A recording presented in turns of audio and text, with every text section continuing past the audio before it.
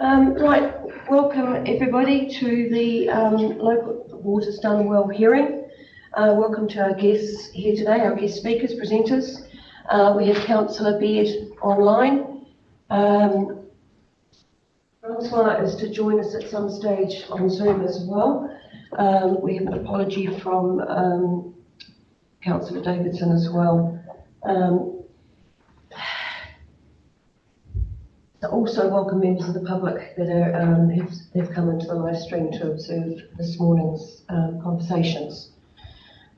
Just a reminder to the submitters that there's 5 minutes to speak to your submission. Please don't repeat your submission, speak to it. We've read the submissions prior to the meeting. We've had these in our possession for plenty of time to read and reread. And to councillors, the purpose of this morning's proceedings is to ask questions. It's not the opportunity to enter into debate, it's about asking questions and seeking more information on that submission. So with that, we will move into the opening karakia. That's going to be read by Councillor Neil this morning. Thank you, Jane. Ia te mea nui o te ao. Ia tangata I tangata I tangata. What is the most important thing in the world? The people, it's people, it is people. The importance of human connection and relationships. People, their well-being and their relationships are the most valuable. Thank you. So moving on to the official part with the apologies. We have just the one. We haven't heard from Councillor Phelps or Whakahiri Medwick. So at this stage, can I have a mover and a second to please resolve that the apology from Councillor Davidson is received and accepted? Thank you, Councillor Casson, Councillor Burden.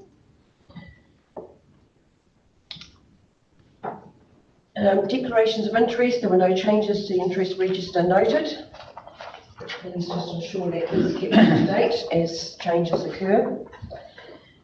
Staff reports. The submissions on the Local Water's Done Well consultation. Alicia, as Asset Strategy and Development Manager, is to speak to this report, and Alicia, we'll pass over to you. Thank you. Through the Chair, we'd just like to present the submissions on the Local Water Done Well consultation. The report just provides a bit of a summary. We had 13 submissions overall. They were basically split kind of for or against, and we had 5 submitters that wanted to speak today. 1 has withdrawn the first, and so we have 4 remaining. Thank you, Alicia.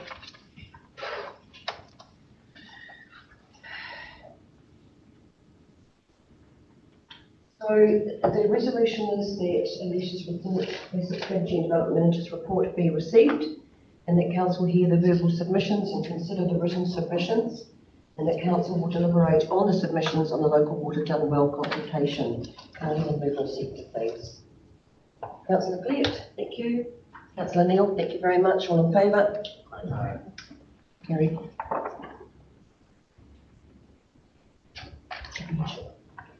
And just on that too, our Chief Executive is tied up with a meeting at the moment, and she will be here as soon as that's finished. So we'll move on from that. So submission hearings. The other thing we need to do is pass a resolution that Les Morgan will be added to the agenda to speak to his submission.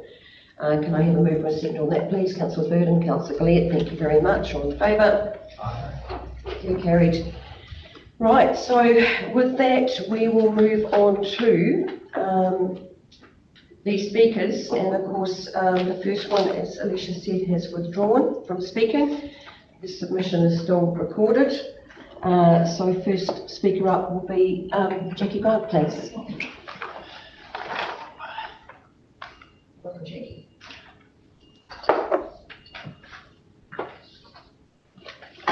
Good morning, councillors. Thank you for the opportunity to speak, but let me be clear from the get-go.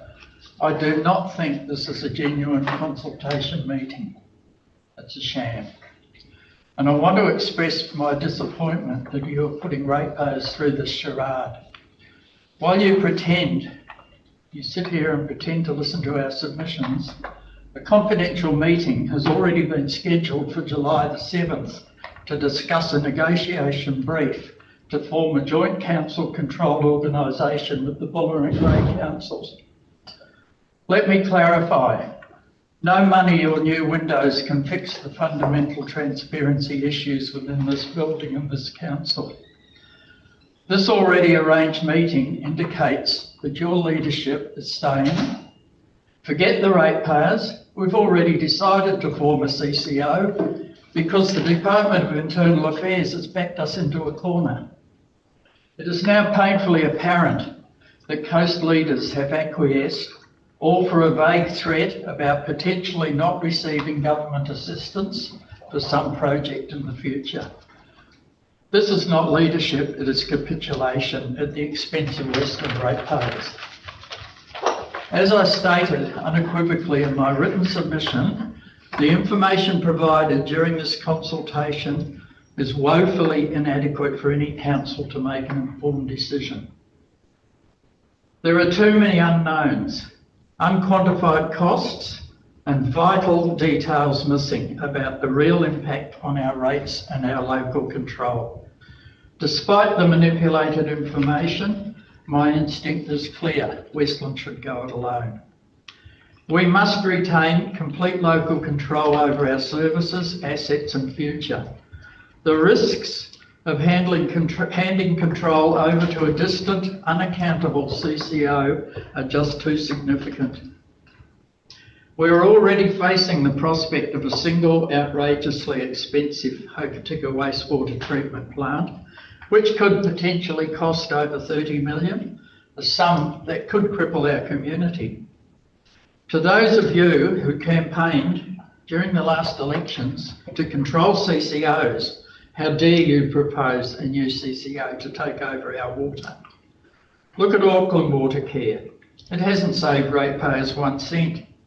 It's proof that handing over control to an unelected group means higher costs and no accountability whatsoever.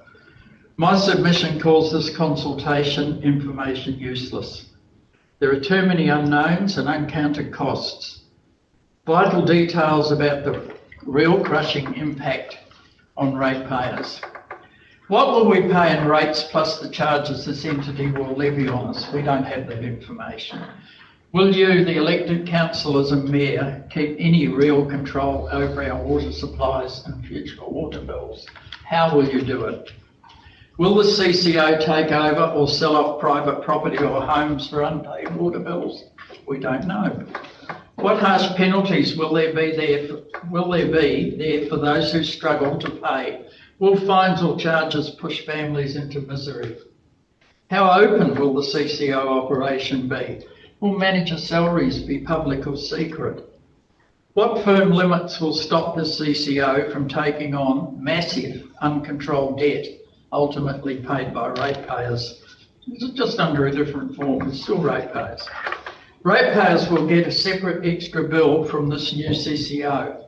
I know this will be at least the current cost, and given its huge setup and running expenses, likely much higher. The current financial trajectory of this council is a disaster. My analysis of rate increases under the current mayor shows a catastrophic failure of leadership, culminating in projected double-digit hikes that are unacceptable. In the last 3 years has been the worst out of the previous 8. Ratepayers also need to understand that under the model you are proposing, they will receive a separate bill from a new CCO, which I estimate will be at least the current cost and probably significantly higher, as I've already said. Shared services are an excellent concept where the cost benefit to ratepayers are evident. However, there is no evidence that this will happen in this case. Thank you. Thank you, Jackie, for that.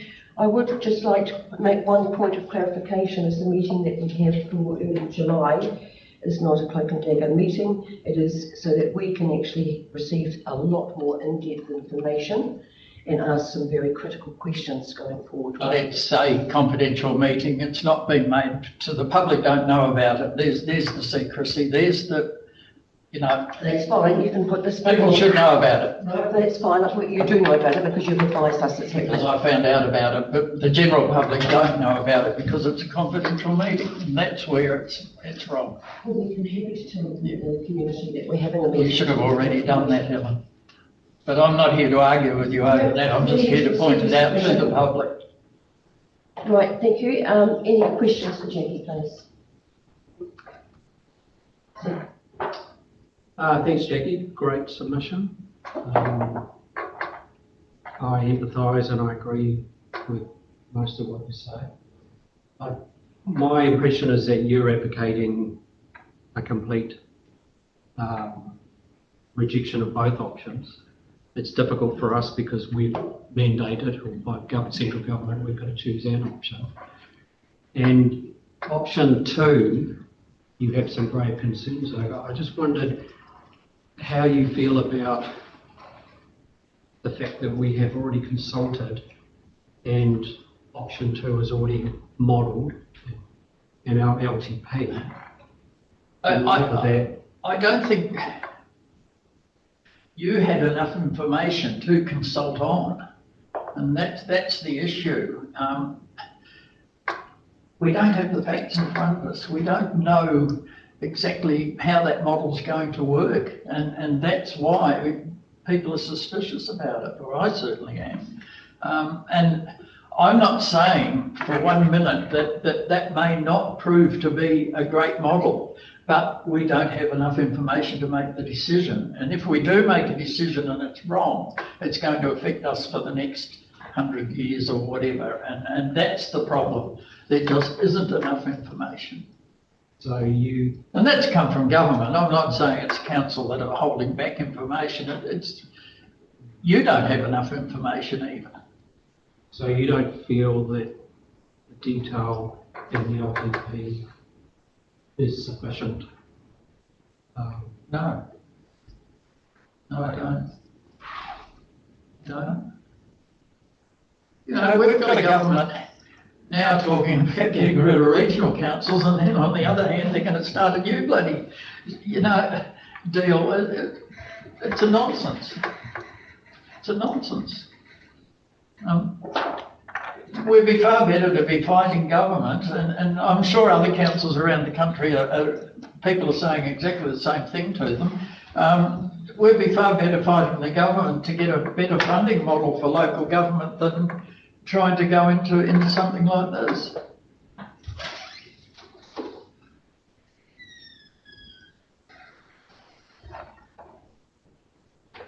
Any further questions for Jackie?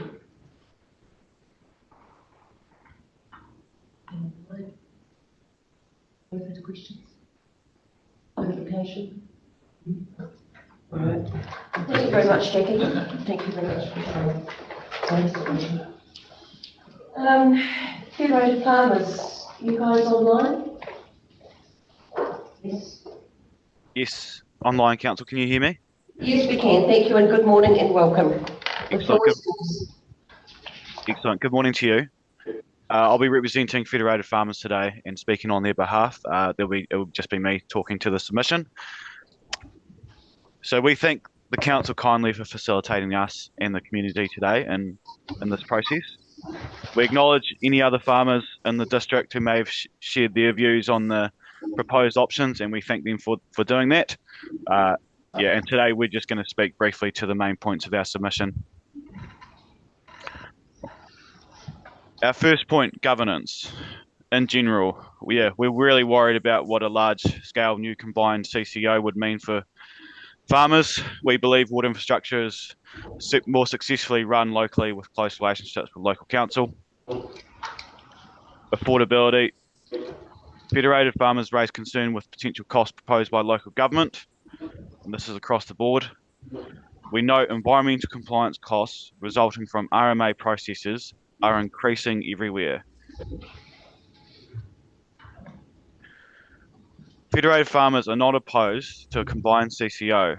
However, without fully understanding the proposed governance structure, We're concerned about how targeted rating zones will be applied. Rural properties on the outskirts of urban settings are often subjected to rates increases for services they're not accessing, either because it's not economical or their private connection is sufficient.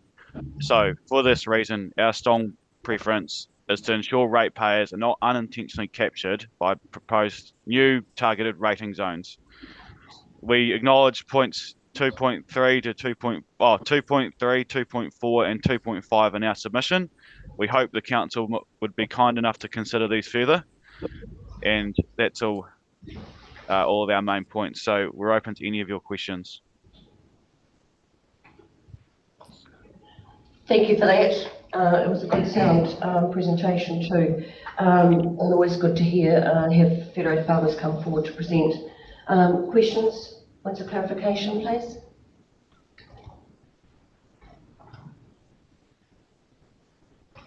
Councillor Gillett. Can you just clarify the major concerns you've got with the CCO? What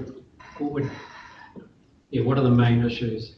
So, but key issue number one on the West Coast is information. We just don't feel like we have enough information to really provide an informed view to the council, and be involved in a really robust feedback process. So we just that's one of our key concerns, and another key concern we have is transparency on a new proposed CCO board, and I guess what we're saying there is lack thereof.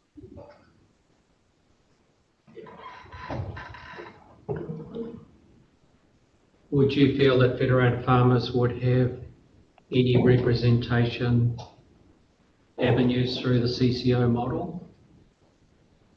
I won't answer that question, Councillor. I haven't consulted with my provincial representation on that, so I'm best just not to speak there.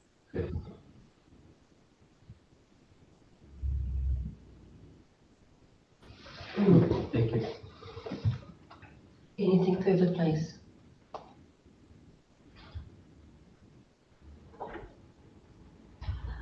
No. Thank you very much for your time this morning and for presenting. Your comments are well noted, because it is an area of our community, as you've noted in your submission, with the contribution to the GDP and everything else. It's a very strong entitlement in there to ensure that this is done correctly, and we appreciate that with your representation of the agriculture, forestry and fishing contributions in this. So thank you very much for that and for your time. And if there's nothing further, we'll move on to our next presenter. Thank you. Greg, I see that you're there. Greg Maitland, thank you. Thanks, Greg. Thank you. Thank you, Vision and councillors, for the opportunity to speak. It seems to me that the main issue with reading the council document was facing council at present is that meeting the government water services delivery plan by September the 3rd was probably the main thing. Could I suggest that a rough plan from a word salad recipe book could be scrawled on a couple of sheets of A4 and with a note at the bottom asking for more information from the DIA? Because I think that is the crux of the problem we've got here. There really isn't enough information to make an informed decision. And I think any person that was creating a company wanting to invest in anything, information is the key. And at the moment, any public company looking at something like this, so forget it. It's just nothing there. I think there's no way any ratepayer should be put in a position of coercion. And this to me is coercion. In the council document, it said local water done well requires councils to choose a water services delivery model that will best meet their community's needs, provided it also meets financial sustainability. Well, if this system goes sort of belly up and there is no financial sustainability, whose head will roll on it, you know? That's the fact of the matter. Will there be any comeback to this document? And it also said it incentivises councils to collaborate, and underlined the word incentivises councils to collaborate by allowing jointly owned council-controlled organisations to borrow more money. Now, if I was an investor in the LGFA, I'd be racked with that, because there's nothing like the public purse to ensure that your profits will remain to the investor. I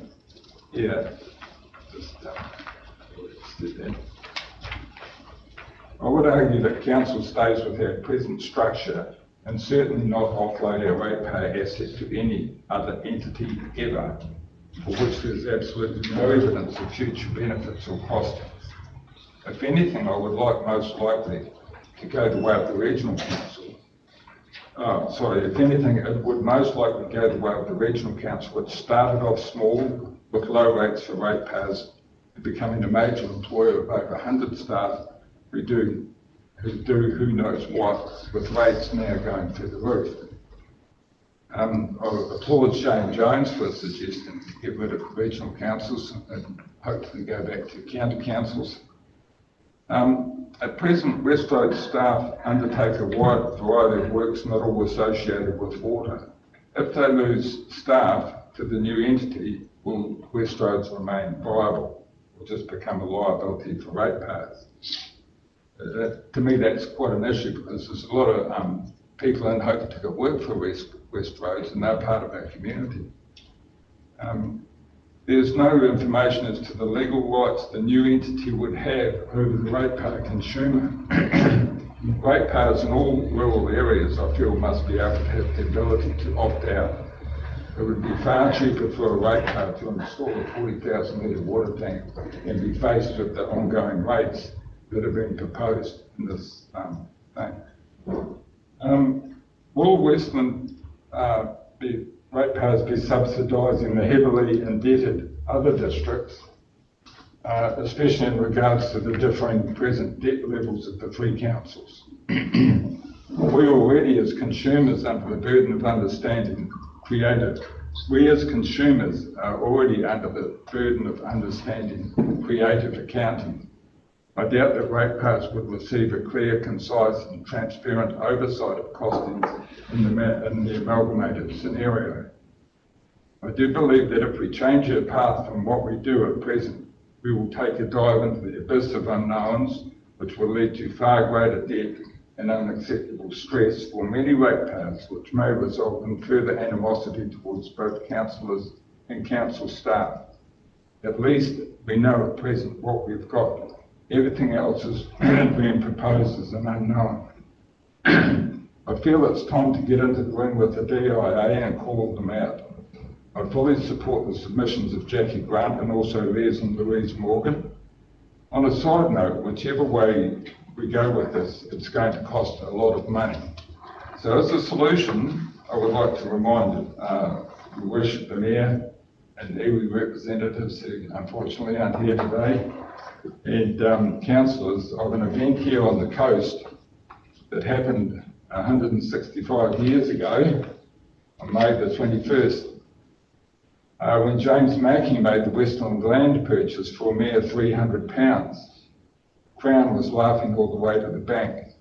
The same is happening today, except today it's the mining companies that are laughing all the way to the bank by being able to extract minerals that are essentially owned by all West Coasters for a mere 2-point-something% royalty, which goes to the Crown and not to the direct benefit of the people of Westland. Government has stated in the past they were looking at this, but alas, it seems to have gone quiet. I would like to see the council get the thumbscrews out and engage government in a serious conversation if they haven't already done so, considering that these mining companies on the West Coast are looking at over $2 billion worth of extraction. And what are we getting for it? To me, it's very similar to the land acquisition 165 years ago, and it has to be stopped. Thank you for the ability to speak to my submission. Any questions? Any questions? Thank you, Greg, for that. Your submission was, there's a lot of points you've made in there which I think you have the support of right around the table. As far as information, this has been really difficult because it's had an element of suddenness, there's haste to it, with elements of pressure, and information is certainly the key thing for all of us, and I think with that, I think we're all in agreement around the table that there's a lot more consideration to be done yet with this. It's one of the biggest decisions that we're going to have to make in our lifetime. So thank you for that. Any questions or points of clarification for Greg, please? Just a point of clarification. The iwi reps are both at the TTPP meeting currently. They'll join after that, so it's not an unavoidable clash. We were supposed to be there as well, but can't be in two places at once, so they're there for that. So just to make that clear for those watching at home and those in the room. It's not out of choice that they're not here. So that's all Nice. right. Yeah, thank you for that, Councillor. That's good. Anything else for Greg? Councillor Cleet. Sorry, Greg. How important do you rate this decision that we are facing, and the community is facing? Well, I think it's probably the biggest thing that's ever happened on the coast, because it hinges on whether people can afford to stay in their own properties, and that's never ever happened before. When I think of it, like all the services that were built in the past, the council haven't really changed in all those years, and they were done by when the money was available. They were done, so we lived within our means. And if any financial advisor went to a family and had to help them with their debt, first thing they would do is say, well, you've got to cut the costs. And I think the problem here is that the government is forcing this people in a really stinky way on communities throughout New Zealand. And the Western District's not alone. There's some districts in New Zealand that have got massive debt. And I think the government needs to be called out on it, because they haven't given the information. And I fully sympathise with council, as you said, you're between a rock and a hard place, but I think councils have got to get together and just say enough is enough. And what I proposed in the previous submission was that instead of having like the three different councils on the coast getting together, that the government creates a department where they have the buying power and have a warehouse with all the equipment needed, and councils buy off that, because they would by far have much more buying power than the three different councils on the coast. They could set up a nice agreement with China, something like that, buy all the stuff that they need and keep it really simple and maintain the systems we've already got and that we know. Now, I think that's the way forward. It's not all these little ad hoc CCO companies around the country. I think that's the best one. Do you see that this proposal is conceptually any different from perhaps what Labor was proposing prior to this? Yeah, with the Three Waters thing. Not really, because I think both of them were coercion, where we as voters vote for our councils to represent us, but the government comes and puts so much policy in there that it really negates what councils are about in the relationship that they have with their ratepayers. There's so much loading by government onto councils now that it really defeats the purpose of what a council is. They're just, enacting what the government tells them to do. It's not coming from the people anymore. That's the problem. So how did you find the information that's provided in the submission document in terms of any clarity about whether a CCO or standalone was better or not? I just felt that there wasn't enough information there to say how that system would work and whether there would be any ceiling on the amount that they could charge people for the cost of their services. And on the coast, we learn to live within our means. I feel that we have in my lifetime. And we don't always want a gold-plated service. You know, but when you look at the amount of testing council has to pay for of their water, to me it's bloody ridiculous.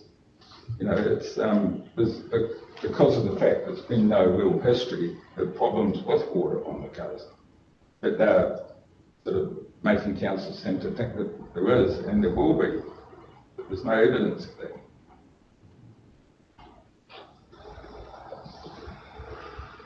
Yeah, thank you. I've just got to stick within asking you questions about your submission. Unfortunately. My turn. Anything further for Greg? Thanks, Greg. No, thanks very much, Greg. Really appreciate it, your time and your submission. And now we invite Les up to the table, please. Morning, Les. Hi, how are you doing? Back again. More money woes, eh? It's never ending. I always want to come here one day and talk about something nice. We've had freedom camping, that turned out crap. We had the waste minimisation, no, I never heard another word. We had the LTP, dear God in heaven, and now we're with this. That makes the LTP look like a work of a genius. I don't mean the Labour Minister for Finance. All right, so I was doing a bit of research, as usual, you know me, and I found a quote online from one of the members here from a little while ago, and the quote is, the government is urging councils to get on board quickly. They want this to happen so that councils commit and endorse this as a solution rather than pushing back and realising what this really means. So I don't support setting up a CCO. That's from somebody around here on the Facebook page, freely available to anybody if you go searching. So when I was doing my research, and I did my sums in my submission that said people might be facing bills of 25k a year, I looked at it and I thought, God, Les, you're going madder than usual because that doesn't add up. So I went back and did it again and it added up. And then when I found the dear lady from Hawke's Bay, what's her name, Kim Matheson, and she'd done the same sum. And she got $50 a week to live on because she's a superannuant. And that made me realise I wasn't the only one, that how can I be in Hokitika? And then I don't know Kim Matheson in Hawke's Bay, but we both got the same sum. She's got $50 a week, I said we'd have $14 a day, but I forgot to add in the West Coast Regional Council rate, so it must be $11 a day, you can't live on that. And then I did a little bit more research this morning, because I thought, God, you know, there's a lot of things done into that for me. If I lived in town or I got stung because you can't keep promises about rural ratepayers not getting involved in this malarkey. So we go back to my LTP or rates disaster and me telling you that I'll be on 10 grand in 8 years' time, which still stands. I reckon the local West Coast Regional Council rates, there'll be about 1,200 the way they're going, another 12% added on to us yesterday, I noticed. And they praised themselves by saying, well, we kept 6% back. We kept 6% back because we're good to you. No, you're not. The compounding interest on that will make it worse next time round. What a bunch of idiots. They should be gone, long gone. Shane Jones is right.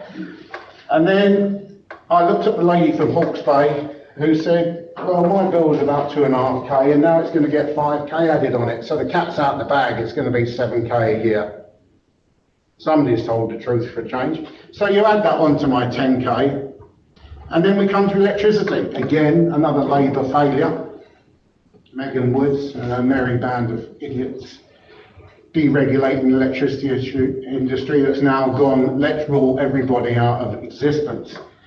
So the average person uses 7,000 kilowatts a year. Well, I don't, because my wife and I have got solar, but in that solar it tells me all my information of what I would have used. And I'd have used 5,298 kilowatts, and in 10 years' time I think that would cost me $2.50 a kilowatt because the price is just ridiculous. So you add all these figures up, and that's $32,000. I haven't bought any food, I haven't been anywhere, I haven't done anything. I've paid you. Or I'll be paying Mayor Burden. I won't be paying you, I'll be paying Mayor Burden, who's been set up for failure in the future. Sorry, Robbie, I'll still vote for you, though. So that's the problem with it. If you're a single annuant, that you're given is not even a living wage. It's half the living wage.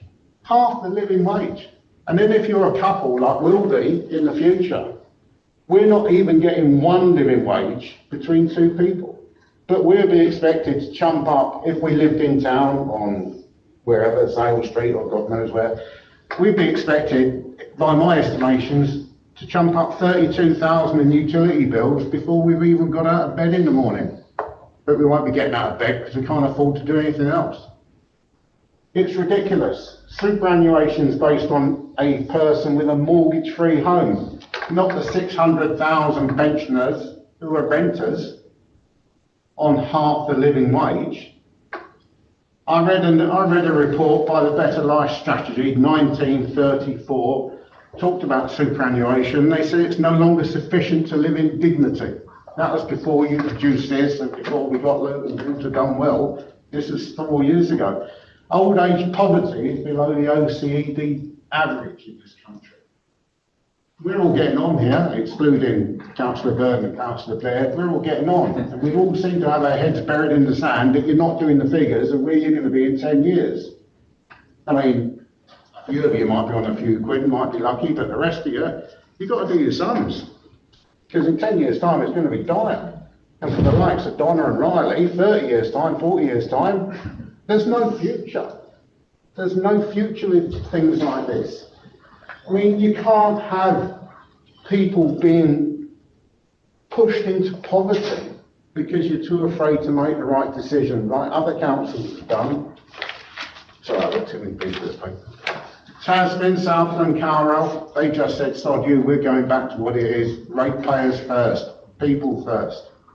We might not be able to afford it, but if we can come and talk to you, you might listen to us. We can't have another CCO we can't control. We've already got one of them around this table who were here last week or the week before, bluffing and flustering and just taking the piss again. We won't have that ability because a CCO, they'll just be somebody in an office in Wellington. They won't care. It's all about profit for them.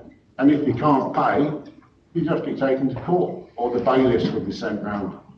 You know what I mean? It's ridiculous, absolutely ridiculous.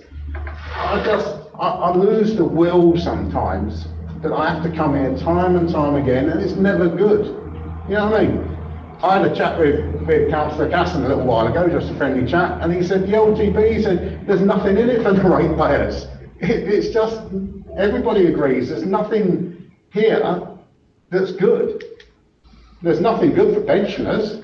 I'm not a pensioner yet. I look to the future, I do my sums, and I see it that with our super and a bit of savings, we'll be all right, just.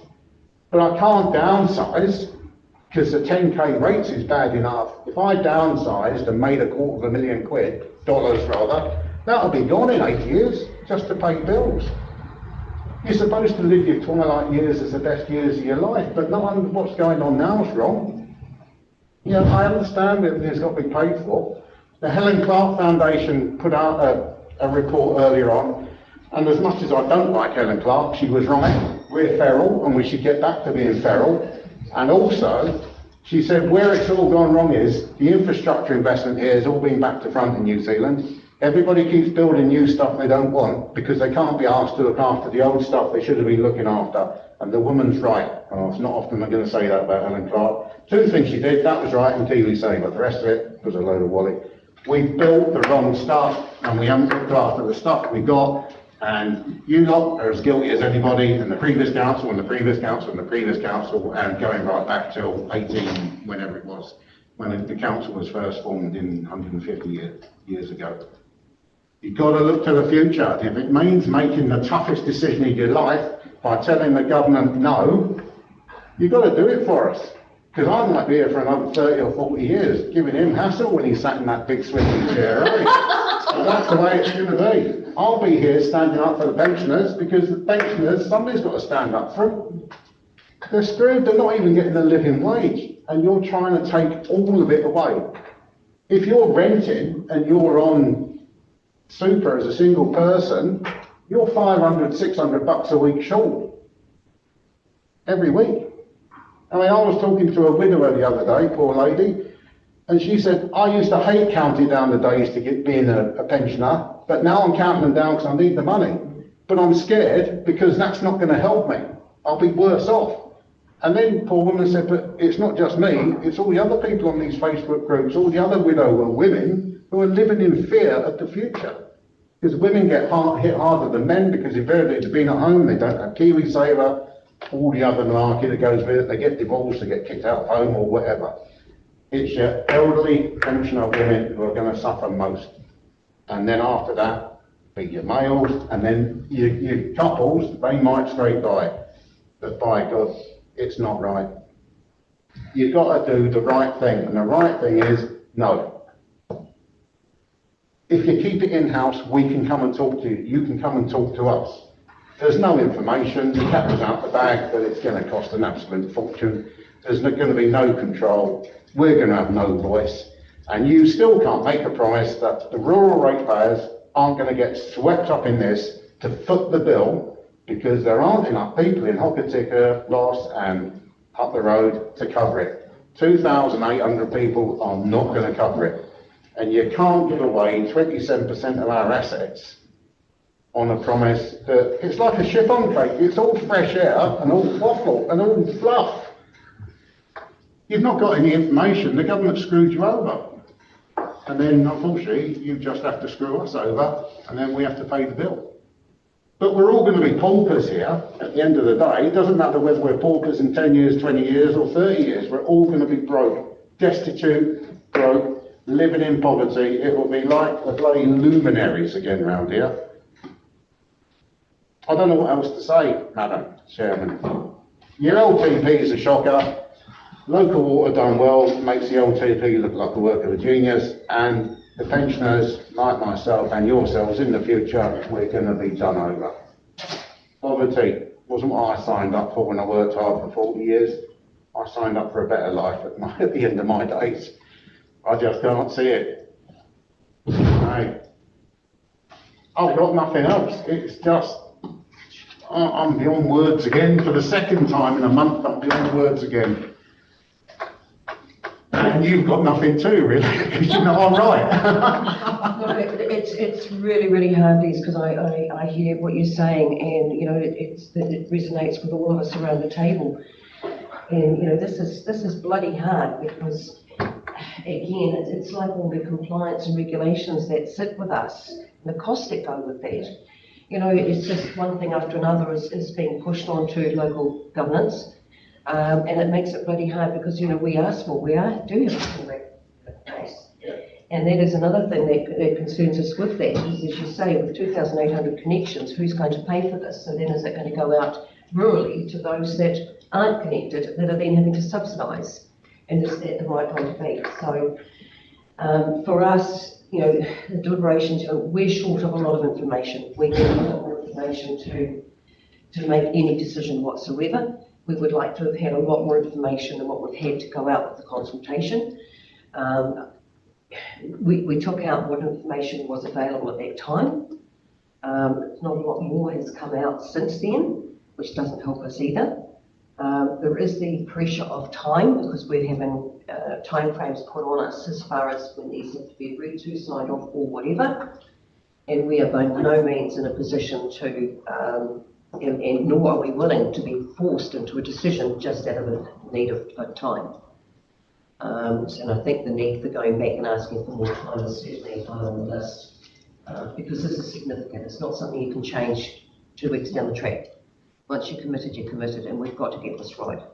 I mean, when you look at the councils that are just saying no, Tasman, South and Carroll, and your initial thing was to say no. You look at Northland, 68% of their submitters said no, but they're still chatting. They're not committing, but they're chatting. It's the smaller councils that are suffering. It's all right for them, like I said in my submission, that group up in you know, Horror and up that way. Gee, 550,000 connections, and then they were bribed at the beginning. You're going to get more money straight away because of, and it's wrong. It's completely wrong. And we've seen that through different governments. Yeah. As far as, you know, putting money out for the enticement.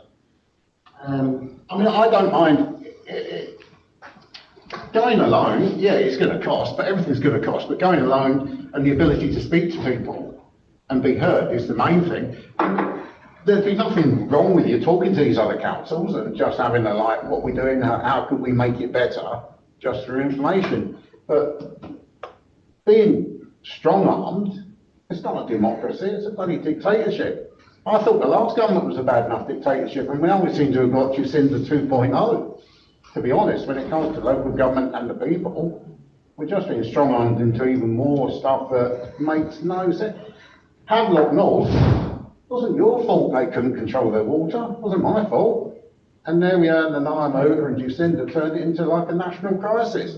It was one council, Queenstown Lakes had the same thing, they sorted it out eventually, with a bit of cost. But we've not all had to go bowing down because of them, because luckily National saw it as what it was, but Labour, dear God, I mean, it's just, it just bloody does not trust him. I don't want to be here every month moaning or writing to the paper using words like apocalypse, Armageddon. Hey, not right, is it? No, it's not. It's not. You know, in this, with our small rate base, you know, it is difficult for us because we've got Selwyn over the hill going alone because they're fast growing. They've got the population base. Tasman's the same. They're a little bit apprehensive to whether they'll get, you know, the go alone side of it is whether that will be changed for them and having to go with Nelson. You know, there's a lot of uncertainty out there, and there's a lot of councillors very, very nervous about, you know, if they go alone, what it's going to look like on the other side, you know, or something else. Will a neighbour be forced upon them, and what that looks like? And this is the thing, we just do not have the information we need to have on this. This decision is huge, and the impacts are monumental. I think, I mean, if you make the wrong decision, say, oh, we're just lumped in and just cross your fingers, you can't get out of that. If you say we go it alone, you can then move to something else more acceptable if going it alone isn't quite the way it should be. But if you just jump, you can't unjump. But if you don't jump, you could take a small step later, you know what I mean? And like talking about Tasman again today, did you see them in the paper today? Their councillors are up in arms at an 8% rate rise, saying it's screwing over those that are in the bottom end of their social spectrum. And their councillors are fuming about it. You know, there are half of them are voting against it, but it's being forced through. 8%. God almighty, I'd love an 8% rate rise. You know, I'll take you out for a date if you gave me an 8% rate rise. You know what I mean? You know what I mean? You know, that's wrong that I'm saying a 9% rate rise. I'd quite happily live with that. It shouldn't even be at that.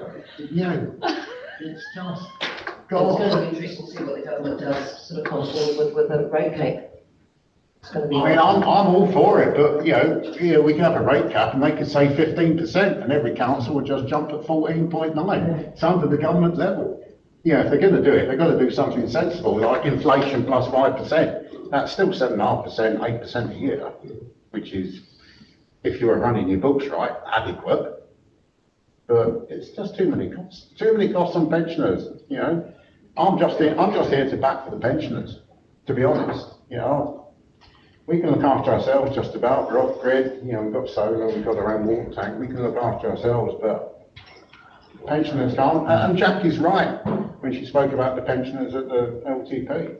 And Jackie's right again, and so is Greg and whatnot. You know, we're all right. We hear each other. We all know we're right. You know we're right. And the government just takes us for coconuts. It's wrong. You know, we've got voices too. You know, you voted in to support us. Do what's right. We can always change it later if we want. You can't unchange a bad decision. And that's the problem, isn't it? I don't know. Anyway, that's me. Rambled again. Questions for Les? Go on then. There you go. Carry on. Another great solution. Thank you, Liz. And I empathise, I'm a pensioner. I've got a house insurance bill sitting on my desk. Yeah. It's horrendous. Yeah. Horrendous. And that's why it's on the table.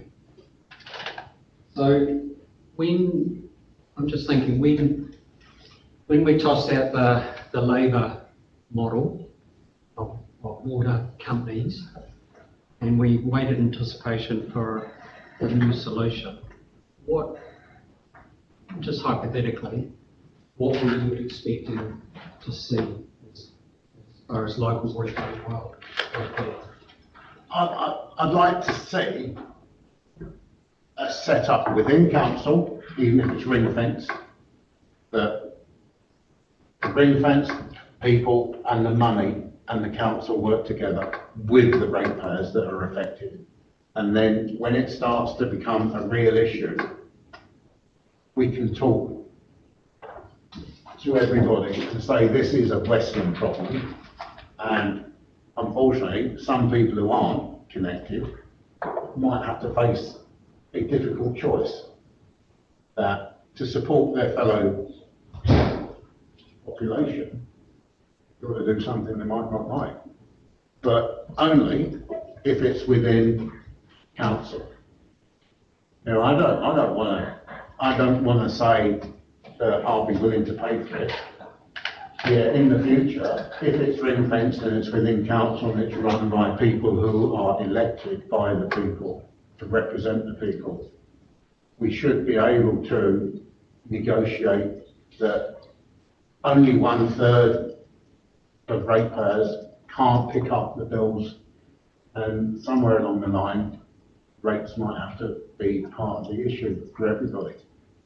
It's wrong. I mean, I didn't even say, I've just remembered here, where's the bloody tourism infrastructure money gone?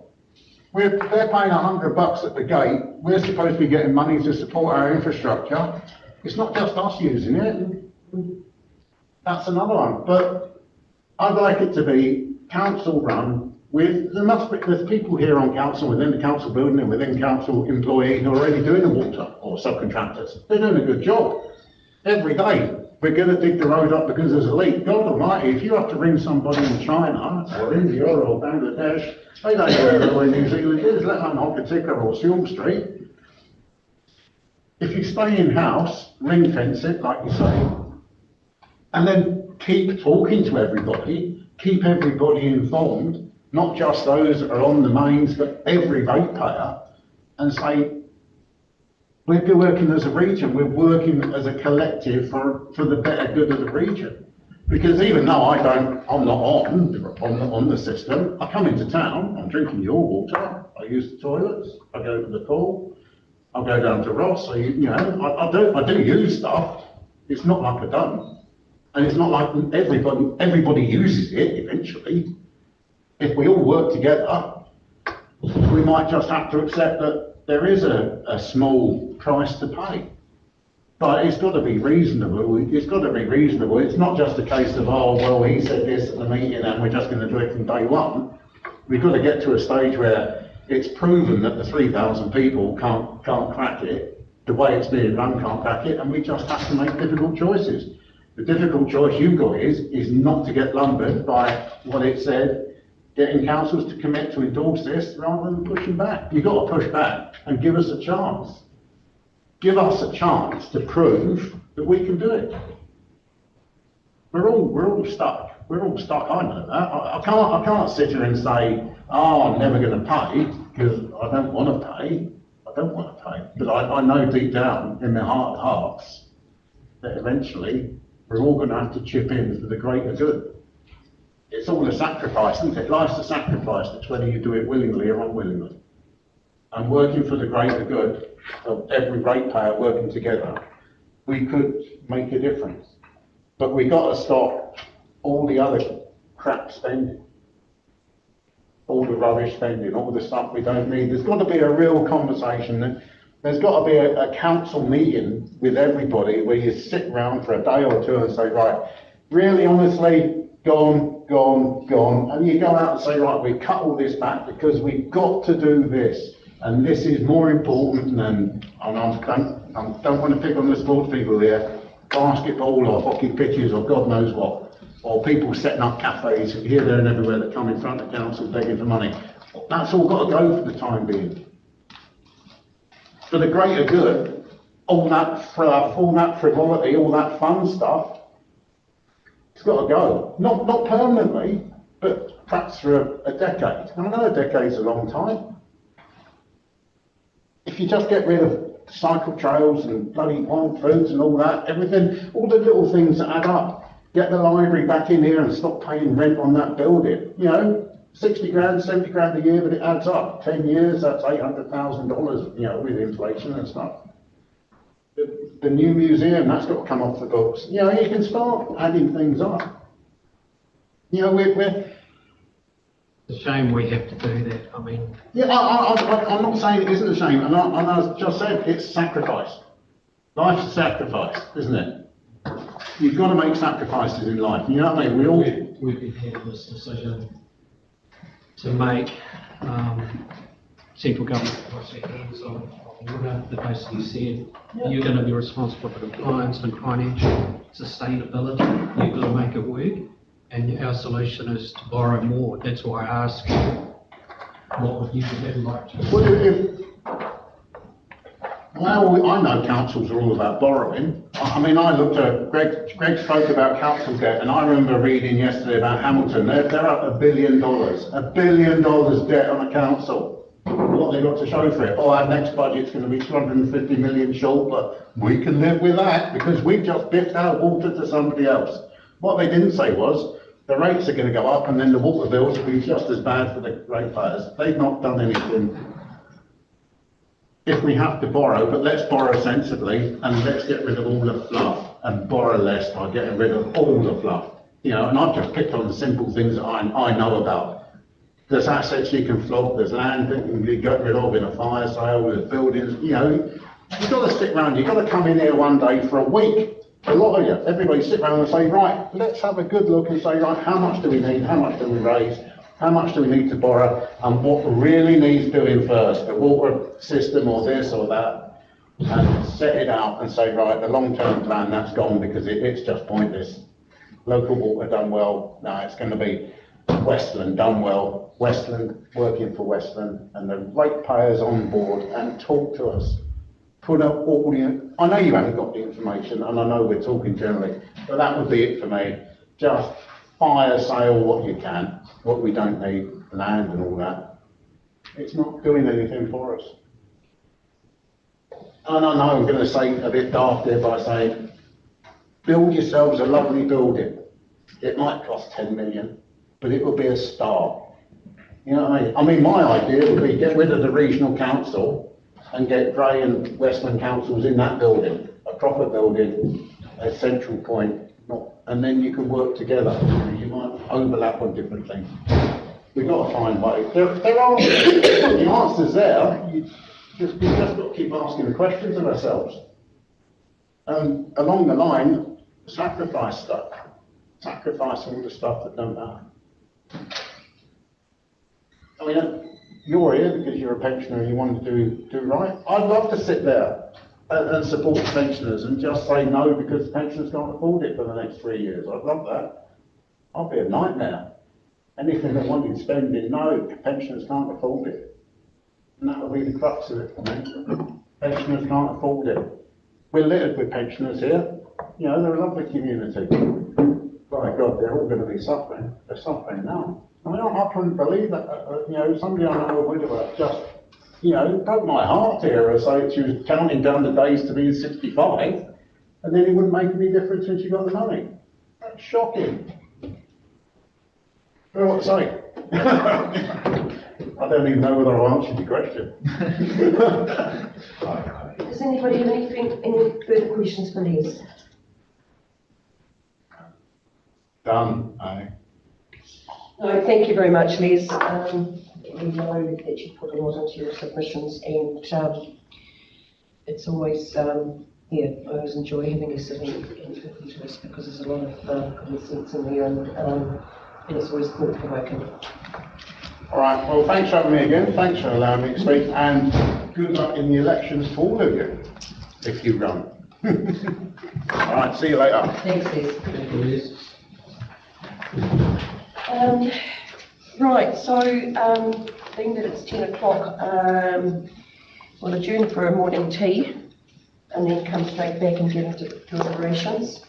So resolution is to adjourn, being that it's now 10. Will I move in second, please? Councillor Manera, Councillor Bourbon, thank you very much. So we will reconvene. I don't think we need long for a quick cup of tea, do we? So 10 minutes long enough? 10:10? Back at the table. All right, thank you very much, everybody.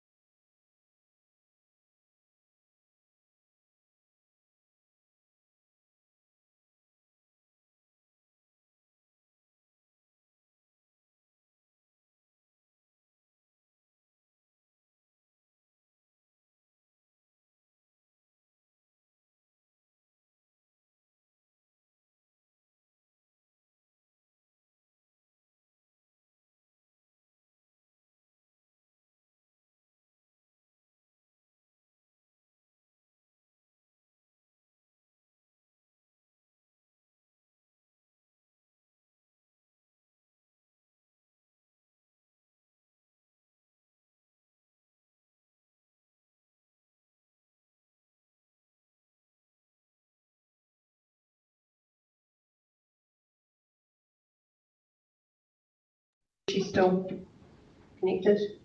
I was trying to signal to her the 10 minutes, but she may have messaged you, Riley. She's possibly messaged me, my phone's in the office. Right, okay, so we will move into deliberation on submissions. We've heard some excellent submissions, we've read some excellent submissions, and we've listened to some very thought-provoking points. Look, this is really difficult what we're facing, and this is purely now about deliberations. And I know that there is a decision to be made at some stage, but what we've got to be careful of is that we don't push ourselves into a decision if we're not ready, if we require more information. And I think what we need to do, along with the submissions, is if you've got more questions, if you know what extra information you need, let's start getting that together and seeking that, because we don't know what these is going to look like on rates going forward. And that's a big thing. It's a big concern. We don't know what sort of impact the water is going to have on rates. There's still a lot of work on that, and yeah, we can but guess. But it's the same with the rural residents. You know, are they going to be forced into something? Are they going to have to subsidise? We don't know that, and we need to know it. There's a lot of information that we don't have that we need to have. The other thing is with this, as much as we've got a time frame on us to make a decision, we don't have to make one before we go into negotiations with the other councils. We can go into a negotiation process with them, and depending on how that goes, that can be the defining point where we say, well, we're not going with them because this is not going to work for us and our ratepayers. We just need to step back and breathe and not feel like we're being pressured into a corner with this. We've got to breathe, we've got to think, we've got to be strategic in our thoughts, and we've got to have more information. So, you know, the deliberations, as I said, there's some great points in there. We'll work through them, but we're a long way away from making decisions. So don't feel that that's sort of part of where we're at today. I've gone through these, and I've actually made quite a few points on information, and then looked for the information, and it's very hard to find if it's there at all. We have an entitlement. We're being expected to implement a system or a structure. We're entitled to know what the beast is in itself and how it's going to look going forward. So, from the submissions and the deliberations, you obviously have all read them. Do you want to work through the analysis? What's the appetite from everybody around the table? I look at your faces, and you know, it's, yeah. Everybody's deep furrowed. There's some really serious concerns. I can see it. Before we jump into that, so pending, you're saying a decision doesn't need to be made today. Status quo remains, being it currently sits in-house with our staff doing as they do. Will we go forward and do our own water service plan delivery, which has to meet the deadline of 3rd of September, or what does that look like if there's no decision today? One of 3 or 4 which ways? What does that look like, and where are we challenged legally on that or not? If it's helpful, I can just give you a bit of an update on some of the things that's been continuing while we go through this process to you to be able to make a decision. So as you know, we did the work on the single business unit, which was what we went through with the LTE, etc. We then had that conversation very late in the piece, which was with other councils about would we be willing to put the other options on the table. So in order to do that, what we've done is we've continued with the single waters done well, single business unit for the local waters done well. We've continued with that business case so that there is an option that if you make a decision that that's something you want to go forward with it, we've got that ready for the 1st September. What we are looking at is preparing ourselves and trying to provide the information clearly around the option of continuing to the CCI and the other 3 councils, what that would look like. The difficulty for us with that is that clearly is the Mayor has alluded to, there hasn't been any negotiations started in terms of that, and that's what will give you clarity of where you can actually look at what the impact would be. It's very difficult to make those sort of things without any act, if you like, related to worker. So that's sort of, we have continued with the single business unit work, so that it will be available, should it be needed. So there is a, if you like, that's our back pocket position, so that we're not exposed. So that, in terms of dates, obviously it's the 26th of June, the 3rd of September is not far away. Good to know that we'll be there if we need it. When does the decision need to be made if it's not today? Do we have 12th of July? So we have next time of the month to seek some more information, and we're not putting ourselves in any legislative risk. We think it's tight, but it's manageable. And we've also conveyed those timelines to DIA, so that there's no misunderstanding, and I'll be very clear that there's been no decision made, and the council is still in the process of evaluating and getting information. So with the 24th of July vote, there'll be a report tabled at council. Will that have a recommendation? And if there's a recommendation, why would there be a recommendation, or how would that recommendation be derived? What I'm saying is there might be a recommendation that says we recommend a CCO, or we recommend a standalone in-house unit. So how will that work have been done to come to that conclusion? I mean, where do we go from here as councillors to that point where we make the vote in July? So the work that we've undertaken today is that we've provided you with the draft negotiation, potential negotiation topics you might like to consider if you were going to talk with your colleagues and other councils. I think that there hasn't been, the three series have been discussing what would potentially be the next steps within the timeframes that we can support councils with. My understanding is that there has been some conversation about if there was going to be negotiations, could we do them in the intervening period to establish where it would want to be. There needs to be discussions at this council level, I believe, if we're going to do that, who would be representative, and then that's what the draft negotiation briefing is around. What would be the principal take, what would be the topics? We need to have a conversation about, do you want to prioritize this topic to negotiation, and then would we then go forward with the three councils to start those conversations? Because I'm just wondering if it'd be more appropriate to have a discussion prior to the meeting as to where things have got to. So we've considered the tone of the submissions, where that fits into this democratic process, and you might have some updates onto as to where we've got with dealing with the other councils, if that's what we're going to do. And we sit down and we say, okay, here's the lay of the land. We do that before we go into a voting scenario. I don't want to be going to council with a report that says, oh, by the way, while you guys have been out and about, we've done all this work, and boom, here it is, and you need to vote on this. And we can only go with the direction of the council in terms of what is it you need for us to inform you, for you to make an informed decision around what we vote. I agree with you, Stephen. It should be that work we should be doing between now and then to actually help inform you and really start trying to pull out what are the spaces that we don't gaps. I'm very sorry. I mean, I'm flabbergasted at how little or low the submission numbers are. This is the biggest issue this council will ever face. The next step up from this would be going out to the community and say we're going to amalgamate all 4 councils. And if you look at what we're proposing, you could cynically say this is the thin edge to the wedge.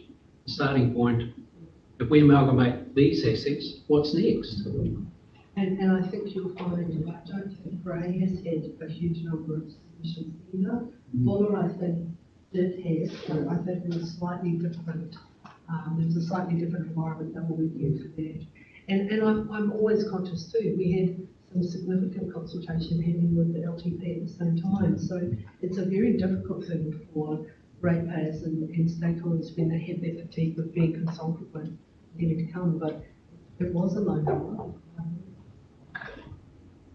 You know, it's pretty sad. Frightening. High quality, low quantity. But I think in terms of what we're doing here is summarising the general feeling and attitude and content of what has been presented to us, albeit it's a small, very small snapshot, to feed into the pot. To Steve's original question though, around if a report does, or when a report comes to the 24th of July meeting, will that hold the motion of council from several months ago, which was stay alive, or will that take the direction of the consultation, which supported the... I think any report that comes to council has to and have the full explanation of where we got to, why we got to, and what's moved. Yeah. Because it's a big decision, and at the very least you should have all of the information encapsulated into one place, and then that's what should represent the decision going forward. But to do that, we are going to have to do some work with the council before we get to the 24th of July, and if that's what the council feels that they're able to do. More than happy to do that, and I think I've already identified an opportunity in early July for us to have a discussion around that draft negotiation and feed into that, because the conversations we have had are with the other councils, and I can't provide you with what the position is. All I can do is support you in terms of what we would provide for you that would be important, that you would see as important as carrying forward that conversation with the other councils.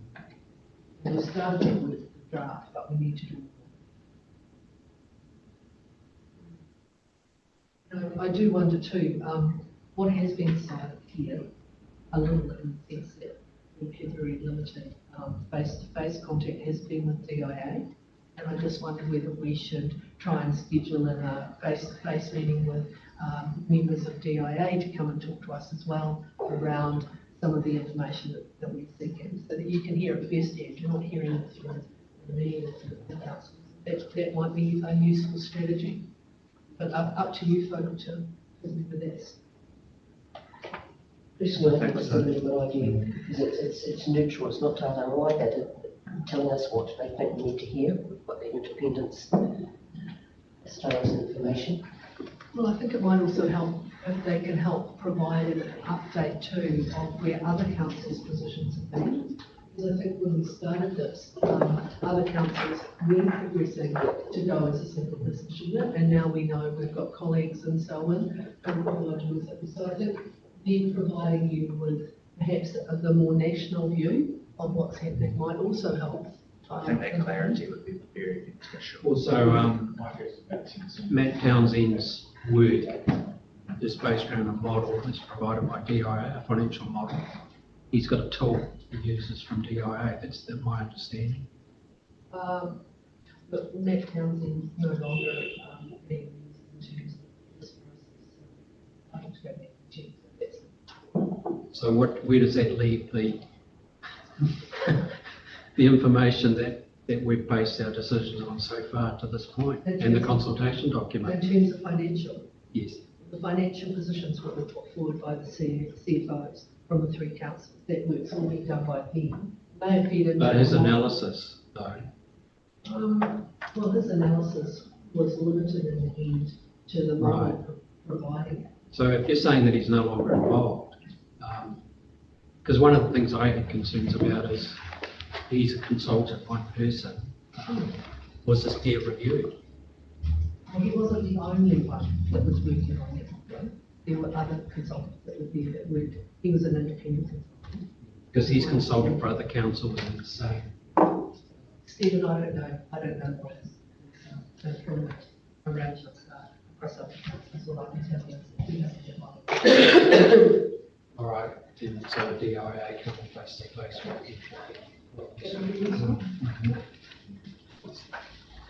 I do have Paul Parker from DIA coming down on 9th, I think, of July, is in Hokitika, Greymouth and Moore. We could try and organise or something. I could ask them if they'd be willing to have a conversation then for it. That would be useful, or we could do something with Zoom. But we can sort something out. Sounds good. Right, so back to the deliberations. I mean, really, from the consensus in the information provided, the comments provided, you know, it's just so evident that the comprehension of what is done well is not there. It's very hard to go out and provide information when you have restricted information yourselves. Yeah.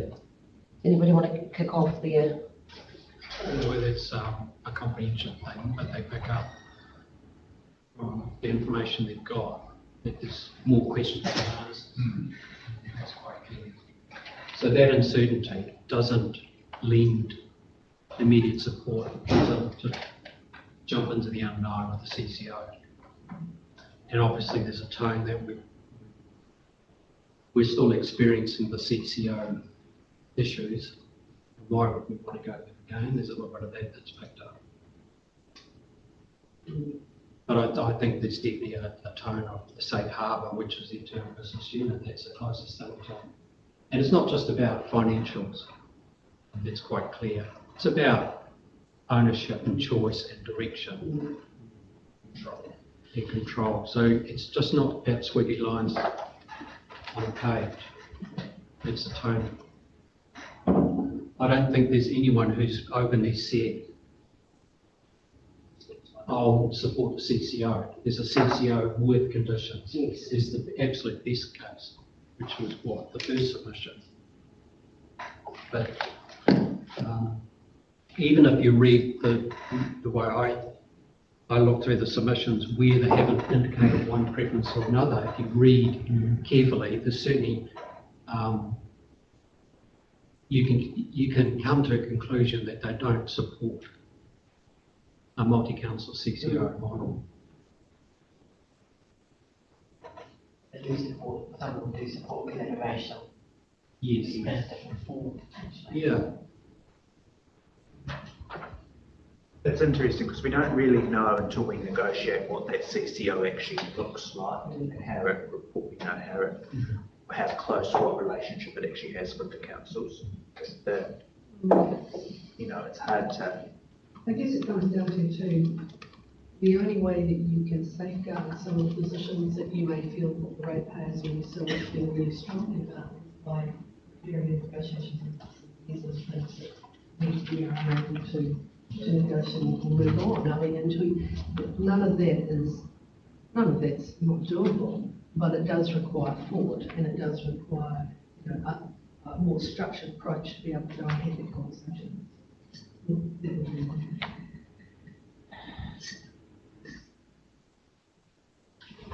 we need to go through line by line and pass council comments? Well, does everybody want to go through line by line? I guess we have to acknowledge the submissions as far as that component goes.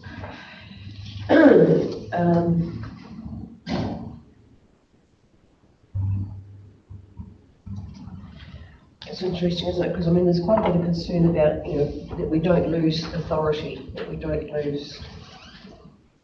Well, that was a very, very strong feeling in the community when we first started looking at these numbers going back 3 years, was that they didn't want to lose global control. So I can't see why we expect it to be different now. I mean, I know there's some that say, yeah, work together, and I'm sure there is collaboration that can be found by working together, but they won't. I don't think the overall community will want to, go a combined unit.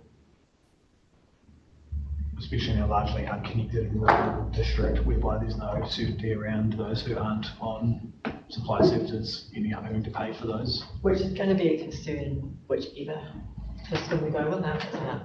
Because if we do it alone, internally, we could still end up asking rural ratepayers to pay. if we decide to, as opposed to if someone else just decides it's the best way to go, let's go for 32,000 payers got one instead voice of instead of three. half of that, yeah. We would decide that, and I think that local decision making is the key point there. We could decide that locally as the council. I would argue highly unlikely. The CCO is probably in its best interest to charge everybody and make a profit or spread the costs. And The other thing we don't know is there's suggested that if you go alone, can you, down the track, join up with another council facility station? We don't know, eh? How can anyone stop us? Well, that's what we don't know, whether that is an option going forward. I mean, we're sitting in a delicate situation in many respects, in that we've been told that if, the councils that choose to go alone, that cannot support themselves, they may have a partnership forced upon them. And we don't know what that looks like and who that would be with, and we don't know what how much control then we would have. I would be thinking that if we went on our own and we were told that we're going to be put with someone, for example, I would say that, I don't think someone would want to be carrying us, and we could probably expect to have some pretty heavy costs put on us. At the moment, if we go into a CCO, we are sitting in a fairly strong position. That's not the be all and end all of the reason that you go and join a CCO or form a CCO. We really are between a rock and a hard place, but we do need to know whether we can still join a CCO at a later date if we chose to go on our own now. Well, that's a DIA discussion, but I wouldn't want to make a decision to go in a CCO on the fear that we might be forced to do it. I'd rather be forced to do it and someone else bear that responsibility and falls to pieces. I mean, clearly from our submissions. But this will mean we can't allow that sort of situation to force us into a decision that we're not comfortable with. I mean, DIA's put, 5 options on the table, we've picked up 3. There could be some other option. And Greg alluded to, and I was thinking about it this morning, maybe there's an option to create an infrastructure entity that we manage all the infrastructure through and do all the water testing, but the assets and the day-to-day management of the asset is still done by each council. It just it gives the economy scale type advantages, supposedly, a buying power, but you still got the control of the asset. I mean, what are we trying to achieve here? Financial sustainability and water compliance. That's what we have to achieve. There's 5 options. We could talk to DI and say, well, in order to achieve what the Act says, the new Water Act, do we need to go with these options? Going as a standalone, why would that preclude working together?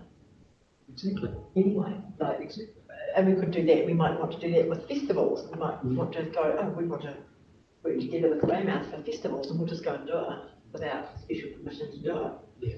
We should be able to go standalone with the water, and then have people go along and talk to whoever in Greymouth, say, right, we need this, and this, you need that. We can do this part better together. It's not what I'm saying, this is what I'm, we're here today to talk about the submission, but we're getting off track. So what I think we need to do is summarise what we need to do today. Talk to DIA, but I think before the July 24th meeting, we actually need to sit down and have this sort of discussion based on the updated information. We've talked to DIA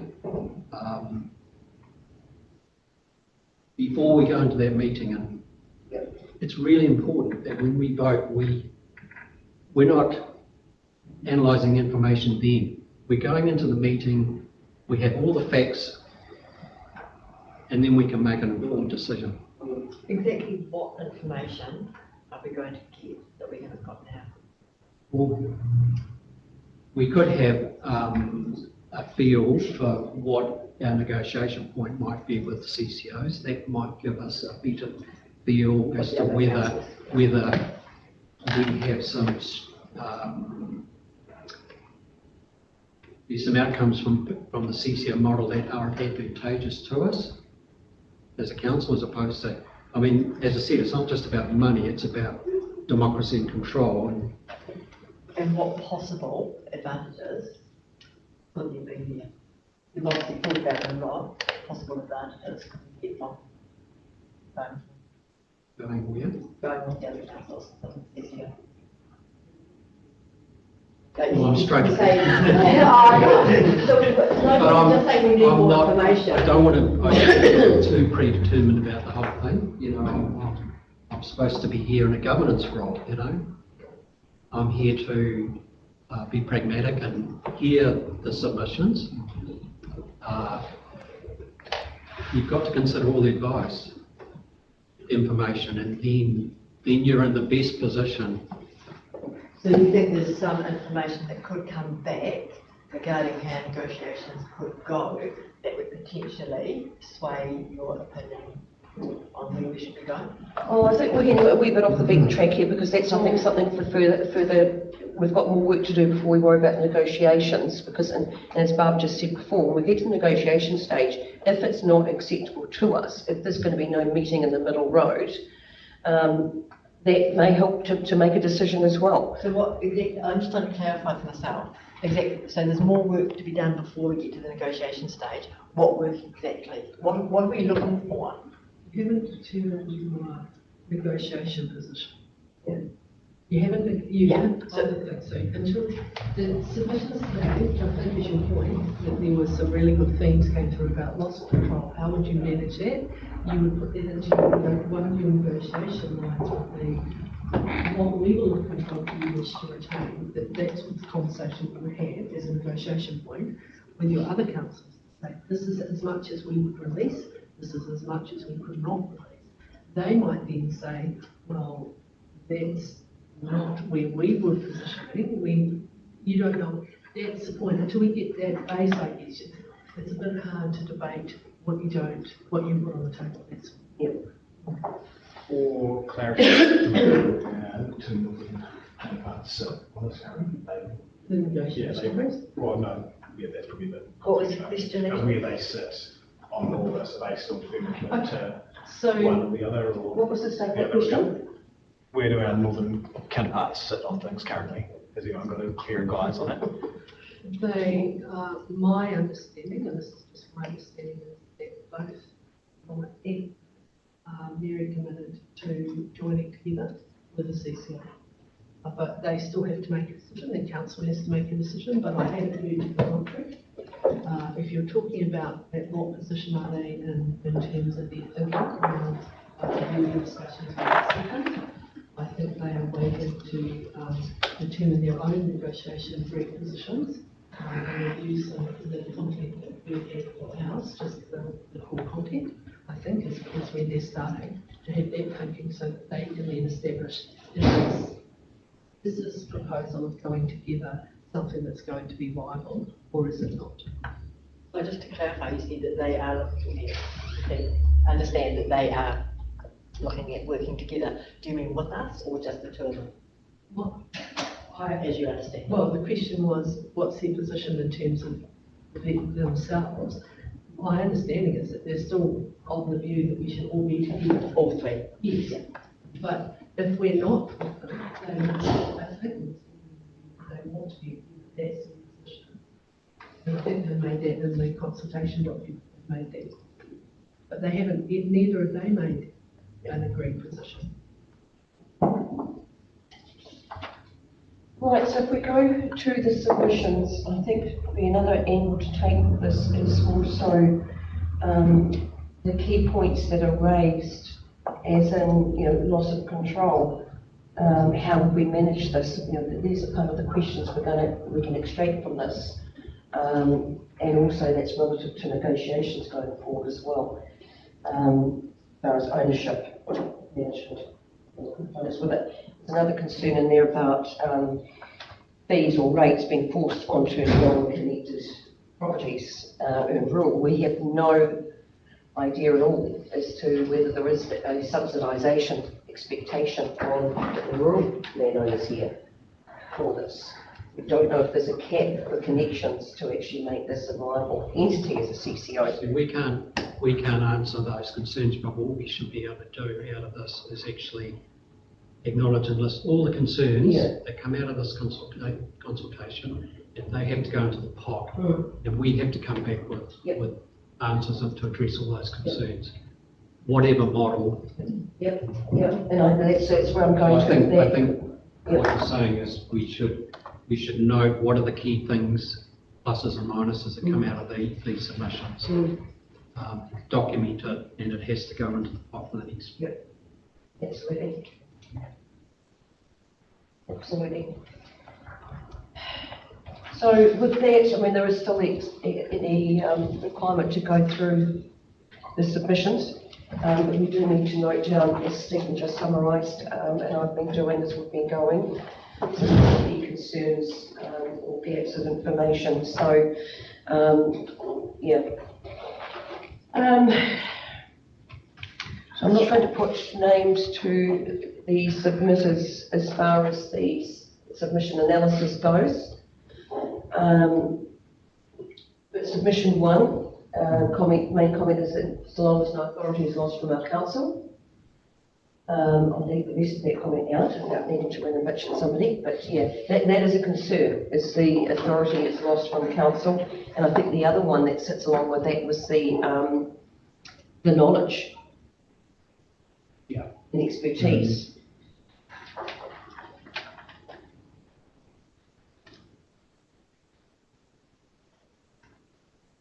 I think that's key, that we don't lose, you know, the knowledge we do have of our water infrastructure, you know, and the expertise. It's a key part of it, isn't it? Because we've got some great staff and people that know huge amounts. What has been said there is things like if we go into negotiation on a CCO, where would this be located? Because that would be the concern there, accessibility to the entity, and and the loss of IP, that knowledge that we have here.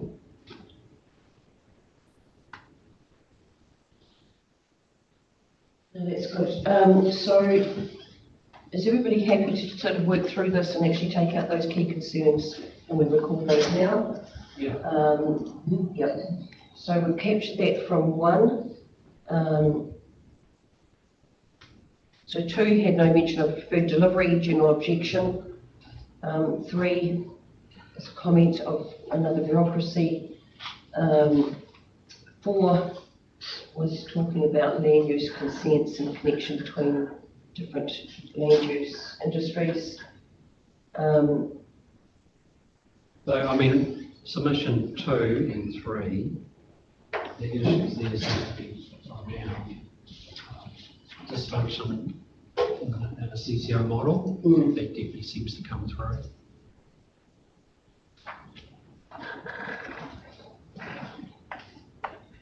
So we're talking about the structure of the CCO.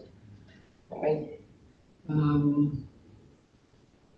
Performance Well, it's a risk. kind of, it's structure, but it's a culture thing, I think, is the.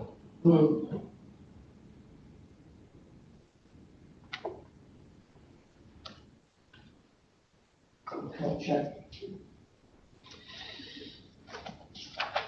I'd say it's a cultural thing because there's this perception that I'm reading from this would be that our issues that we have would be a concern if we were to go down that path again.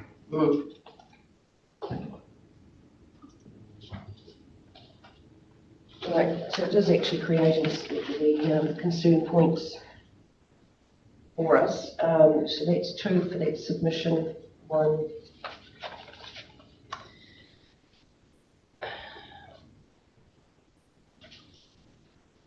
I guess another point when I'm looking at 5 has used preferred contractors to maintain its water resources for some years. What does this do to our current CCO of West Rose as far as their role in management of our water system? Nothing? Nothing we can. They contract service supply. So that will carry on. On the back of that, more concerning at $181 million for asset, what does that do to us as an organisation if that is to be directly handed over? sure, a little bit of debt goes with it, but so there's a lot more asset.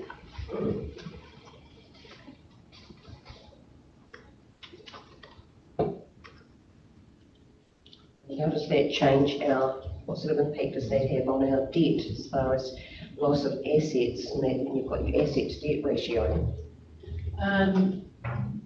We should be able to get, what should happen is the debt should be paid to us for those water assets, any debt that we have related to those.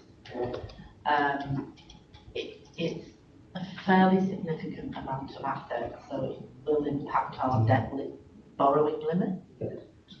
Couldn't say at this point what that would look like, but it will impact what we could borrow in the future. As council business.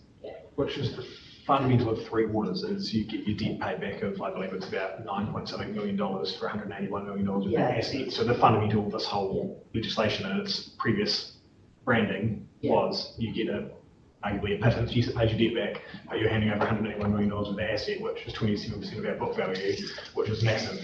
Yeah, the issue we had last time was that they wanted to offset any reserves that we had against that, and our reserves basically netted off the debt, so we still had to pay off the debt, and that's why we talked about potentially negotiating that we keep our reserves if you go to the PCA, but they still pay the debt. So what solution are you looking at 5, are you? That's what, yes, so it was 5, we're talking about the preferred contractor. So did you have any comments about number 4? I think from what I can see is that what comes out of that is an interest in collaboration. And that similar supports the CCO, but the driver behind that is making sure we work together. Why water management? Councils need to work together with the UN industry and more places, but anyway, collaboration. Collaboration. So whatever way we need, that's a key point that comes out of that is, even if we did go with an internal unit,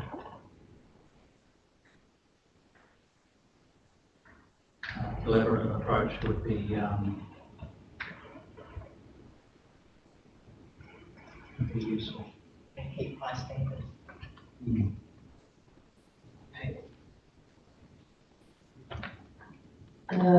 Right, so 5, for me, that's what I asked that question of Earl. I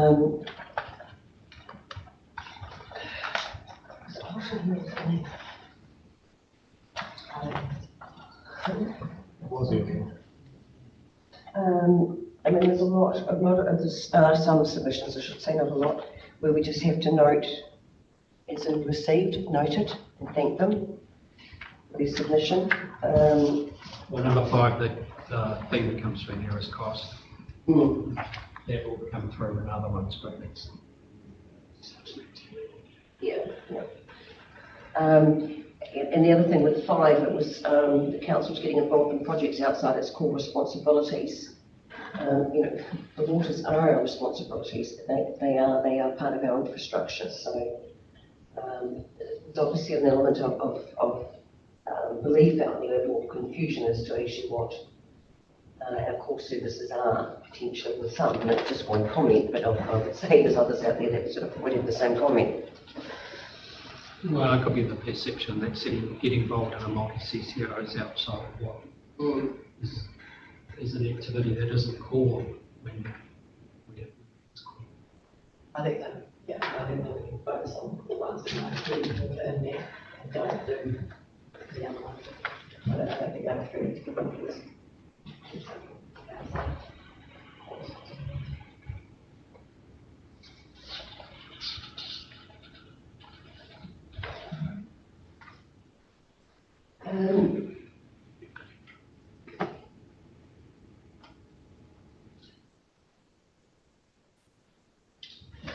interesting is that the comments actually don't come in line with the submissions, do they? What we'll do is finish off the sheet and then through the submissions that are covered in that, I think, as far as the presenters go.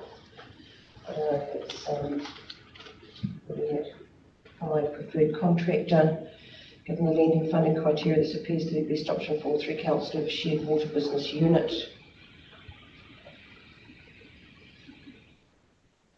No fees added across the rating district to those that cannot be connected to the water. Well, that's a concern that we've got, and we've noted that one.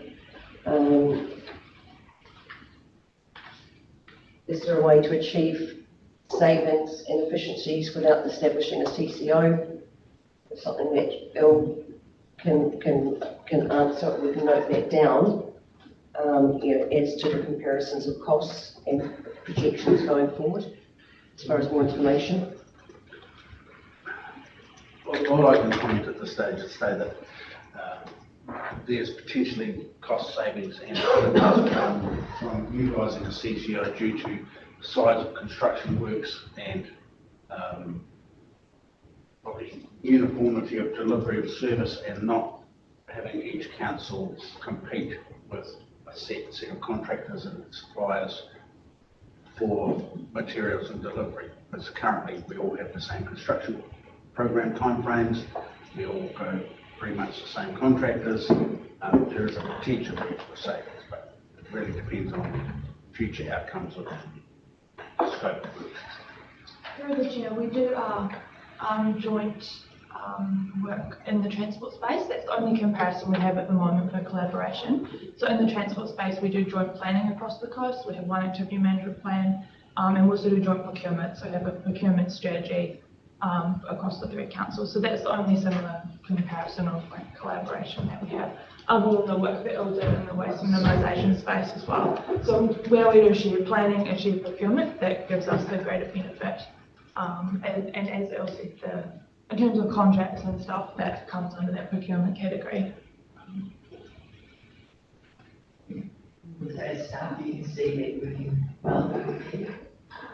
Well, through the chair, that's something that it's easy to do, right? It's easy to plan together and work together in that sort of space. It is harder for water because we have individual water supplies.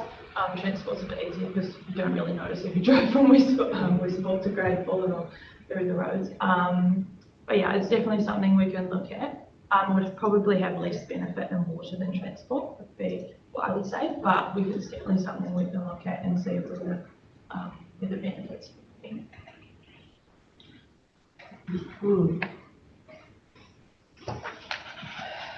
So interesting, we can achieve those outcomes across the coast without having a CCO. Yes.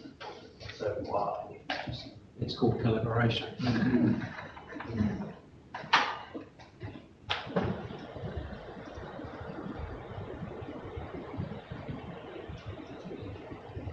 So if you see it's something you can look at, would you even go to the other councils and talk to them about what they Yeah, have? so it's something we've looked at in the past as well, and how that would work.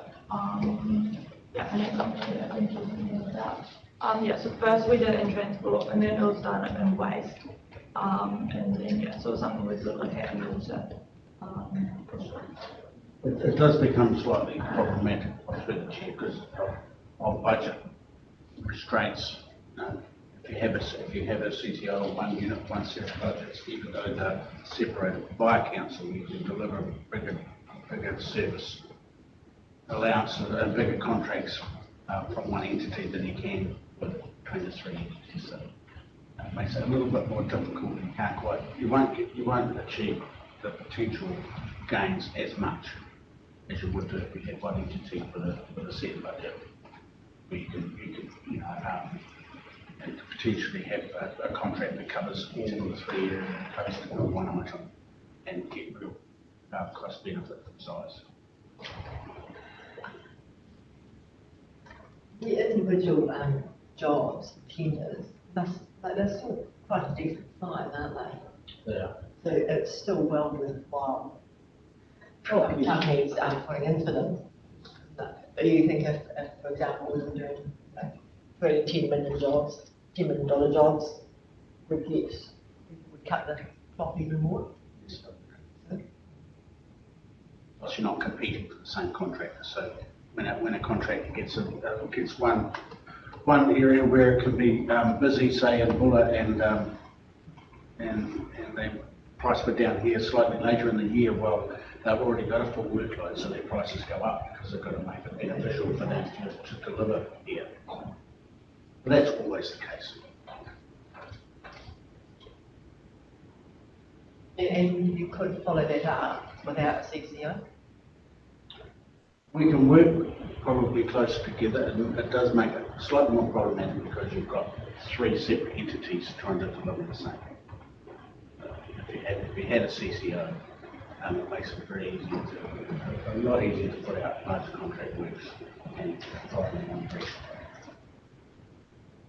So your gut feeling would be to go with the CCO? It's a bit lenient, but yeah. My gut feeling through the chair is that I think if we can utilise the skill set of all the members in the 3 waters area between the 3 councils and make efficient use of size and scale and technical support through one area, it will be beneficial for all. Can I just say to the chair that one of the things that came up about staffing and sharing collaborative work across the coast is that each of the councils have staff, particularly in areas that have particular specialty areas that are really good in some areas, and the combined approach works. But that all being said, you can do the informal collaboration. It's when you start getting into a more formal arrangement that becomes trickier. And the other thing is, I would suggest we would need to think about timing of projects, because there's going to be pressures for people all at the same time. I think they refer to it as a tsumi of getting projects across all 3 councils if you look at the progress. So just put that into the mix, you might want to consider that as well.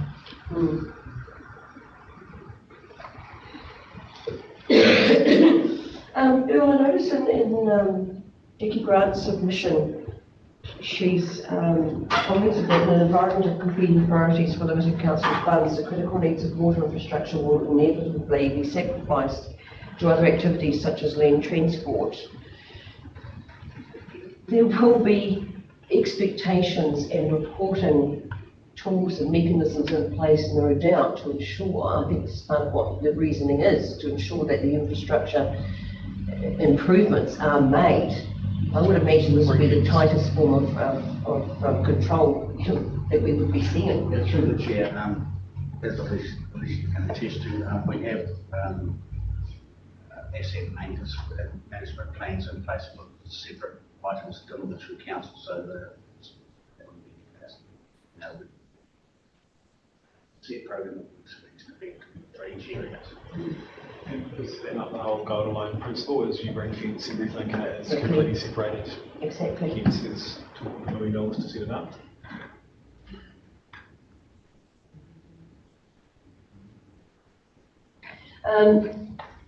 Really, you were wanting to comment before.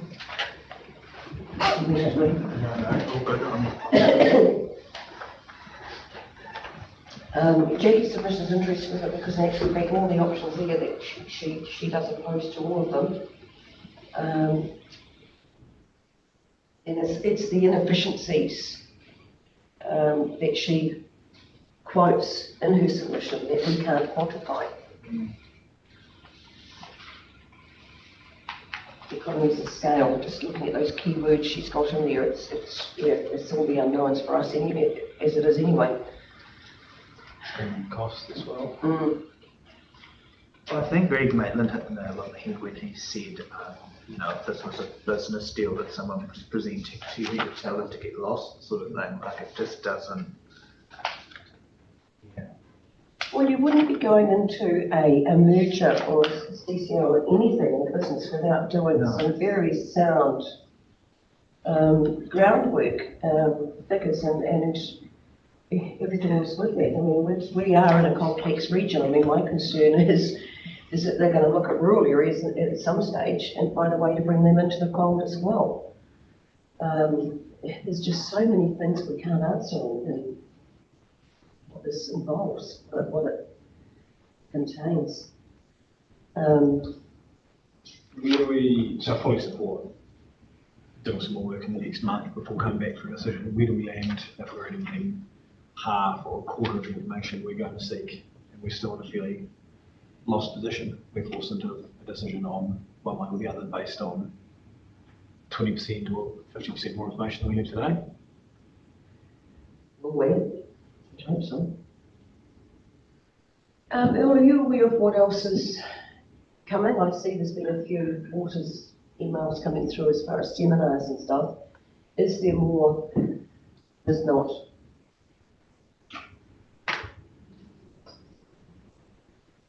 So, well, presumably on, for those that are down the track.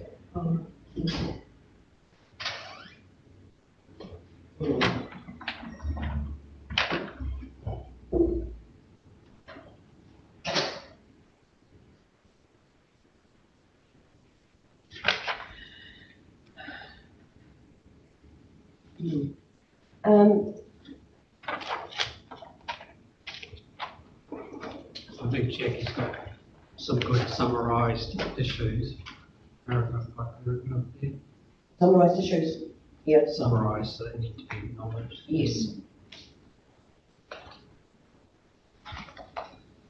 For example, geographic issues about one entity being centrally located or located appropriately.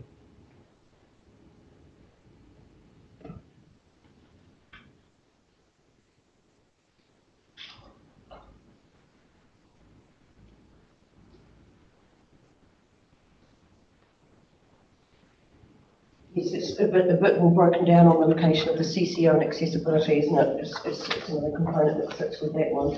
Concerned about the setup costs of a CCO and any transition costs. Let's talk about.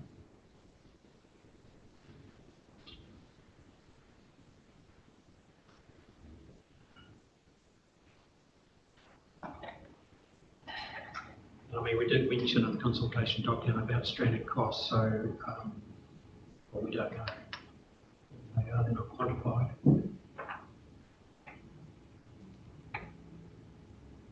Do you want the breakdown? That's what you're saying. Would you? Be helpful.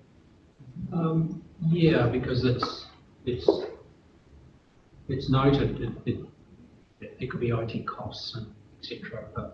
And management costs, staff costs, but what exactly are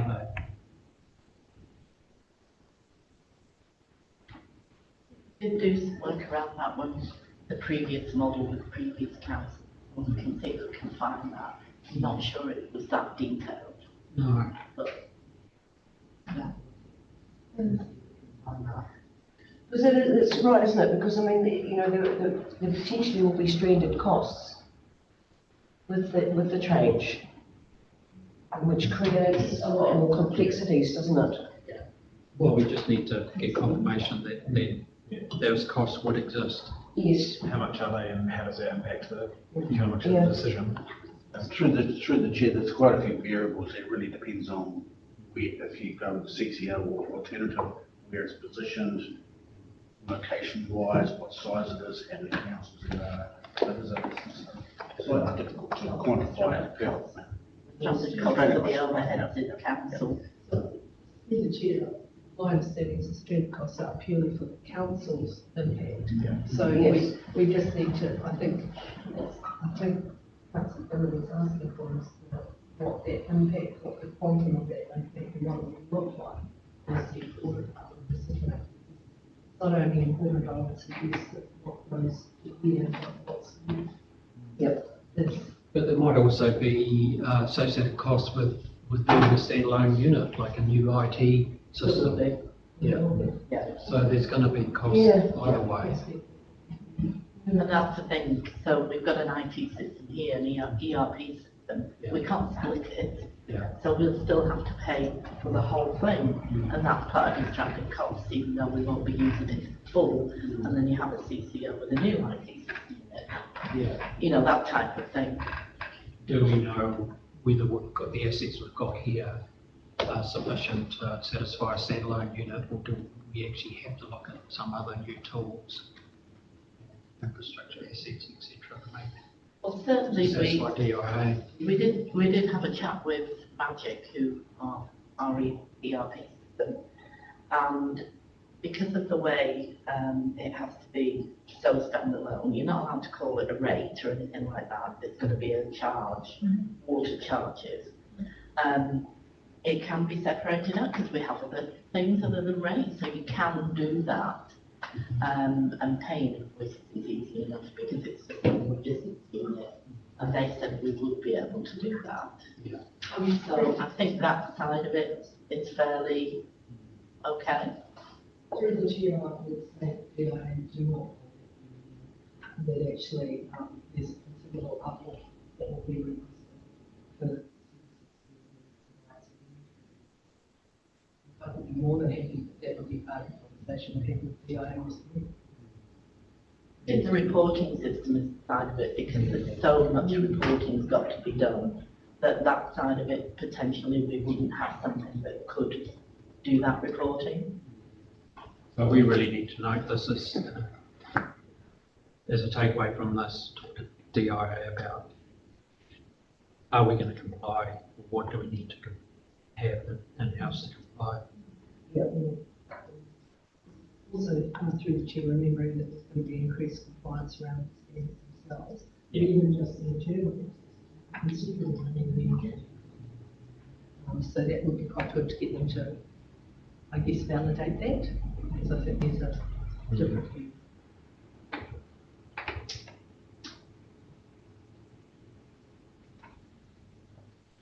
Yeah, actually, yeah, Jackie's submission, we could actually just go through and take out the very solid points that are raised in there that actually ask pretty heavy questions. And she's quite right with this, biopsy for isolation, lessen risk, self-imposing a significant disadvantage, jeopardising access to crucial government funding, and regional partnerships essential for long-term resilience, shared expertise, and considering investment in water infrastructure. Yeah, I guess that, that's another big thing, isn't it? By going out alone, we're removing ourselves from opportunity. And I guess she's using the word resilience in there, but I guess it's really survival, isn't it? It's being able to perform the duties. This is the trouble, we don't know what sort of funding is going to be coming from the government towards this and what that structure looks like. We've got no idea, do we, at this stage? No. And also, remember that with loans as well, with a CCO, they're looking at having a higher loan limit, whereas we will be limited here. So can we deliver their expectations on our loan limit? So far, our LTP modelling is consistent with our debt limit at this stage. At this stage, yeah. There's no difference in the interest rate, the financing cost between CCO and internal unit. Like no, because it's all LTFA. It's the same rates. I mean, that isolation thing is kind of a political thing that needs to be clarified, because it would be, well, cynically, if you were going against what central government really wants us to do, would that put us at a disadvantage down the track? That's what she's kind of saying. Because going alone is definitely one of the options from DIA, but is that really we would have to, that's why we need to have that kind of discussion and get a feel for what's driving this and what would be the consequences if we made a choice that they went favourable about. Do you think we get clear instructions from you? Clear explanation from them? I don't know. I suspect you wouldn't get it in writing. No. And that's, So we're still not going to have that, and I agree, we need to know that, but I don't think we're going to know it until we done it. and the worst thing is with with an entity such as the water, that there'll be an awful lot of bureaucratic nonsense sitting at the top, which will front load all the costs that are going to go on the ratepayers before you even start actually delivering the program. Through the chair, I imagine we'll find out that sort of answer on the 3rd of September, because that's where if we submit our water service delivery plan and they're unhappy with it, that's when they'd come back to us. Saying that, are you not comfortable you've been given good enough guidance around what's required in that to get it across the line? Yeah, we've got quite a lot of guidance for water services. So if you're happy, not to single you out, we as an organisation have been given information, we're giving them something based on that information, we as the uncertainty sit with come the 3rd if they like it or not and approve it. We as the uncertainty sit. We will find out on the 3rd from that comment you made. You would be very unlikely to find out on the 3rd. That's the date where the submissions go in. Following the submission of that next year. So why, I pick up from what Alicia said, there was uncertainty around when we'd find out if what we're putting forward is acceptable or not. No, I think the way that DIA are doing it is that the water services plans, they're keen to see whether, you'll find out quite quickly, I would imagine, if you are not going down the route then you have thought, okay, there was a 3 council approach here, and then you've got sense and so they will probably prioritise us to come back to talk to us first, and now what that means for us. There's no uncertainty about providing the report by the 3rd in the format that they want. Right. It's just really feedback. I can't tell you. I can't tell you what my feedback. Thank you for the clarity. Sorry. Yeah. And I know that they're already assessing some now, which is even more business. Cool. So which ones are they assessing now? Which ones are they assessing? I don't know that, and I doubt whether they do say they have these. There are some councils, I think, in the North Island that have already submitted. As single entities? Yeah.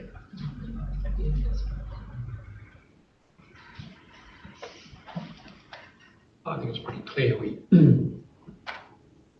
either option is acceptable because councils have chosen one option or another option. So shouldn't have any fear about it. But we don't know what the conversations were after they've chosen that option, do we? The DIA come along and say, oh, I see you've chosen to do this, it's not what we actually wanted, so we're not going to fund. Not going to give you any funding towards it or whatever. We don't know what their response is.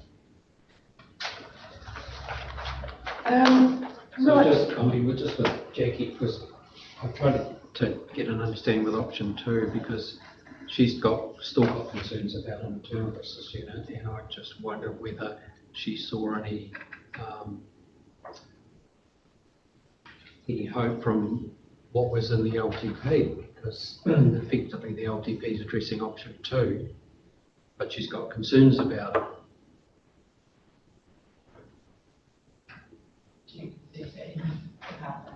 Yes. So what I get out of that in terms of the submission is, are we happy? Does the work that we've prepared so far, is it sound and robust enough as it stands to proceed and set up an internal unit, or is there still some issues about it? So through the chair, so we've modelled that, unless you can speak this probably a bit better, we've modelled the LTP on the internal business unit, but the best information we had at the time, right? Yeah. And that's all we've got to go on, right? And so we don't know exactly what they're going to regulate for the internal business unit. We don't know what that looks like. We've just, had a lot of discussion about it today and what that looks like. So as that comes to the table, as we know, then we can make changes and implement whatever systems or processes or whatever we need within council. But we've done that to the best of our ability, like today, to the date. So we can't answer any of those questions. Oh yeah, I mean I'm happy with that. I think there's more if anything, just slightly more certainty because of the work we've done rather than the work we haven't done. The work we haven't done is purely a desktop exercise for a multi-CCO.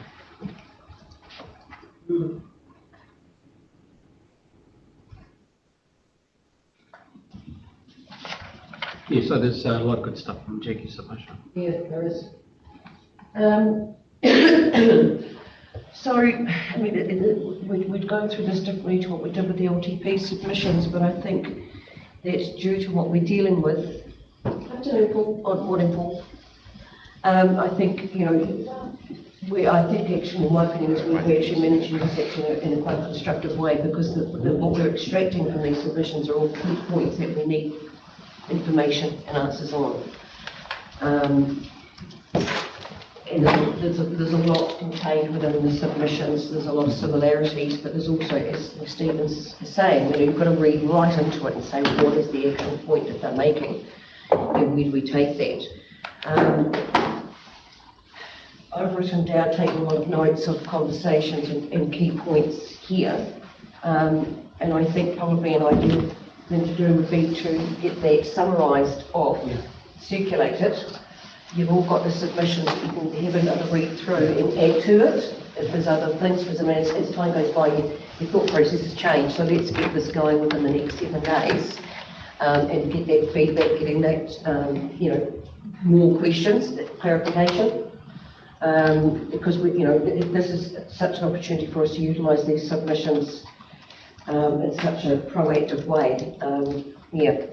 So if everybody's happy with that, does anybody want to work through these submissions further? I think there's some really good stuff here, and I think we should acknowledge the stuff that's been submitted is really good. I think we should just make sure we pick out all the key points, and things all have to have some sort of response as part of our next stage when we start considering what the options are going to be. How does this fit in with this option? How is this addressed? Those sort of things. So, yeah, if a summary was produced and then circulated, and then we just go through and look at it and say, well, actually, there was this issue here that we didn't pick up. Yep. That's important. We should include that. Boom, that's what yes, we can get out of the submission process. The next stage is the different elements that are going to go to on that path to the July meeting. And the other thing we can do is also, as we have that summary of points, is actually we can feed that information back out into the community, especially those that have raised those concerns, raised the points. Keeping them informed is key with this as well. Yeah, just have a look at that negotiation document to make sure that captures everything that's in here. And make sure we look at that before we have that discussion, and before we can sit down with DIA. And then after we sit down and get to that point before the meeting, do we need to have a catch up and say, well, this is the best information now we've got. These are the issues. These are the challenges. Are we in a position to make the right choice? We're a lot further down the track to what we are now currently as far as knowledge comprehension. So is everybody quite happy with that? If we make that the line of work going forward, we can get these summarised through, and then, as I say, just have that time to go back through the submissions, add to the summary. If there's other points in there that you believe are valid, or that we need to extrapolate out even more, get that circulated. If we do have obviously a lot of work to do on this going forward, to enable us to make any informed decision. I think it also be good that if we do summarise what the public has given us, that we tell them, well, this is what we picked out of it. And they can come back and say, well, actually, it was slightly different, etc. Yes, yes. To acknowledge this level of input, contribution to the process, and highlighting things that we may or may not think of. they need to see what we think are using, how we're using the information and what we're taking out. And what have you? What was it, Jane? And what have you? These are the Yes, issues yes, that you've yes. raised. Yes. This is what you like, this is what you don't like. And we are going to use that for the next part. And negotiation talks will start at the councils? It's not a matter of starting, it's a matter of when we get to that stage, having done the homework beforehand to know what our key positions are, and then go into that negotiation stage.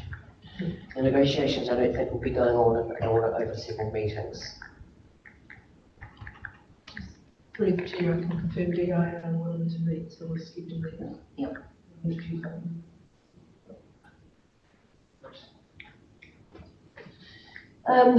So is everybody happy with where we're at with that? Does anybody want to go through these submissions further to an extent? We have by and large covered them. Yep. Happy's not a word I'd use in Oh, this situation, okay. but yeah. Yeah, okay.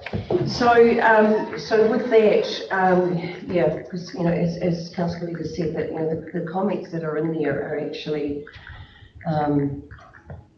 superb. You know, the summarisation, the points that I've recorded down are really key concerns that are throughout the Council's opinions and conversations and the submissions overall. So we'll get that done and out to everybody and in good timing so we can actually work on this and give ourselves time before we come together again, whether it be with DIA or another workshop or whatever is required with this, plus also give us time to communicate with the community members out there and the ones that have submitted.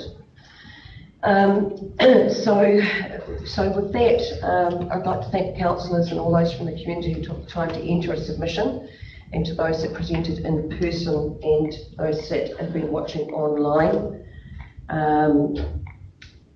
As you can tell, for those that are online watching, there's a lot of work still to be done. There's a lot of answers, there's a lot of questions that have come from today, but we will be working on that and ensuring we get the information and a better line of comprehension to what we've currently got, and we will be keeping everybody informed going forwards. So with that, the recommendation from these deliberations is that the deletions report be received, that we've already had the part about the verbal submissions and consideration of written submissions, and that council deliberates on the submissions of the local government consultation. The summarisation from that report of deletions is that we will condense the points made from today, the key concerns picked from the submissions. We will seek to get some information on that and circulate that very quickly to everybody to contribute more to in preparedness for another workshop and also discussions with DIA. Is everybody quite happy with where we're sitting with that? Jane, Ryan? Yep. Yeah. Thank you. Thanks, Donna. Well, we don't have time to, we're not kicking the ball down the road, we're getting information that we don't have, and there's a lot of questions being asked there that we've got no idea, we can't answer. Yeah. So we can't go into this blindly in any shape or form. There's just too many unknowns. It's too hard. Yeah, yeah. So no, we'll get that done and get that out and progress. You can't have too much information, so the more we access information, comment, and as Barbara said, getting DIA involved, this is going to be a big decision process and we need to do it properly. Yep, absolutely. So is everybody quite happy with that? Okay, so I will declare the meeting closed at 11:25. And we will be reconvening at 1 o'clock for the council meeting. But before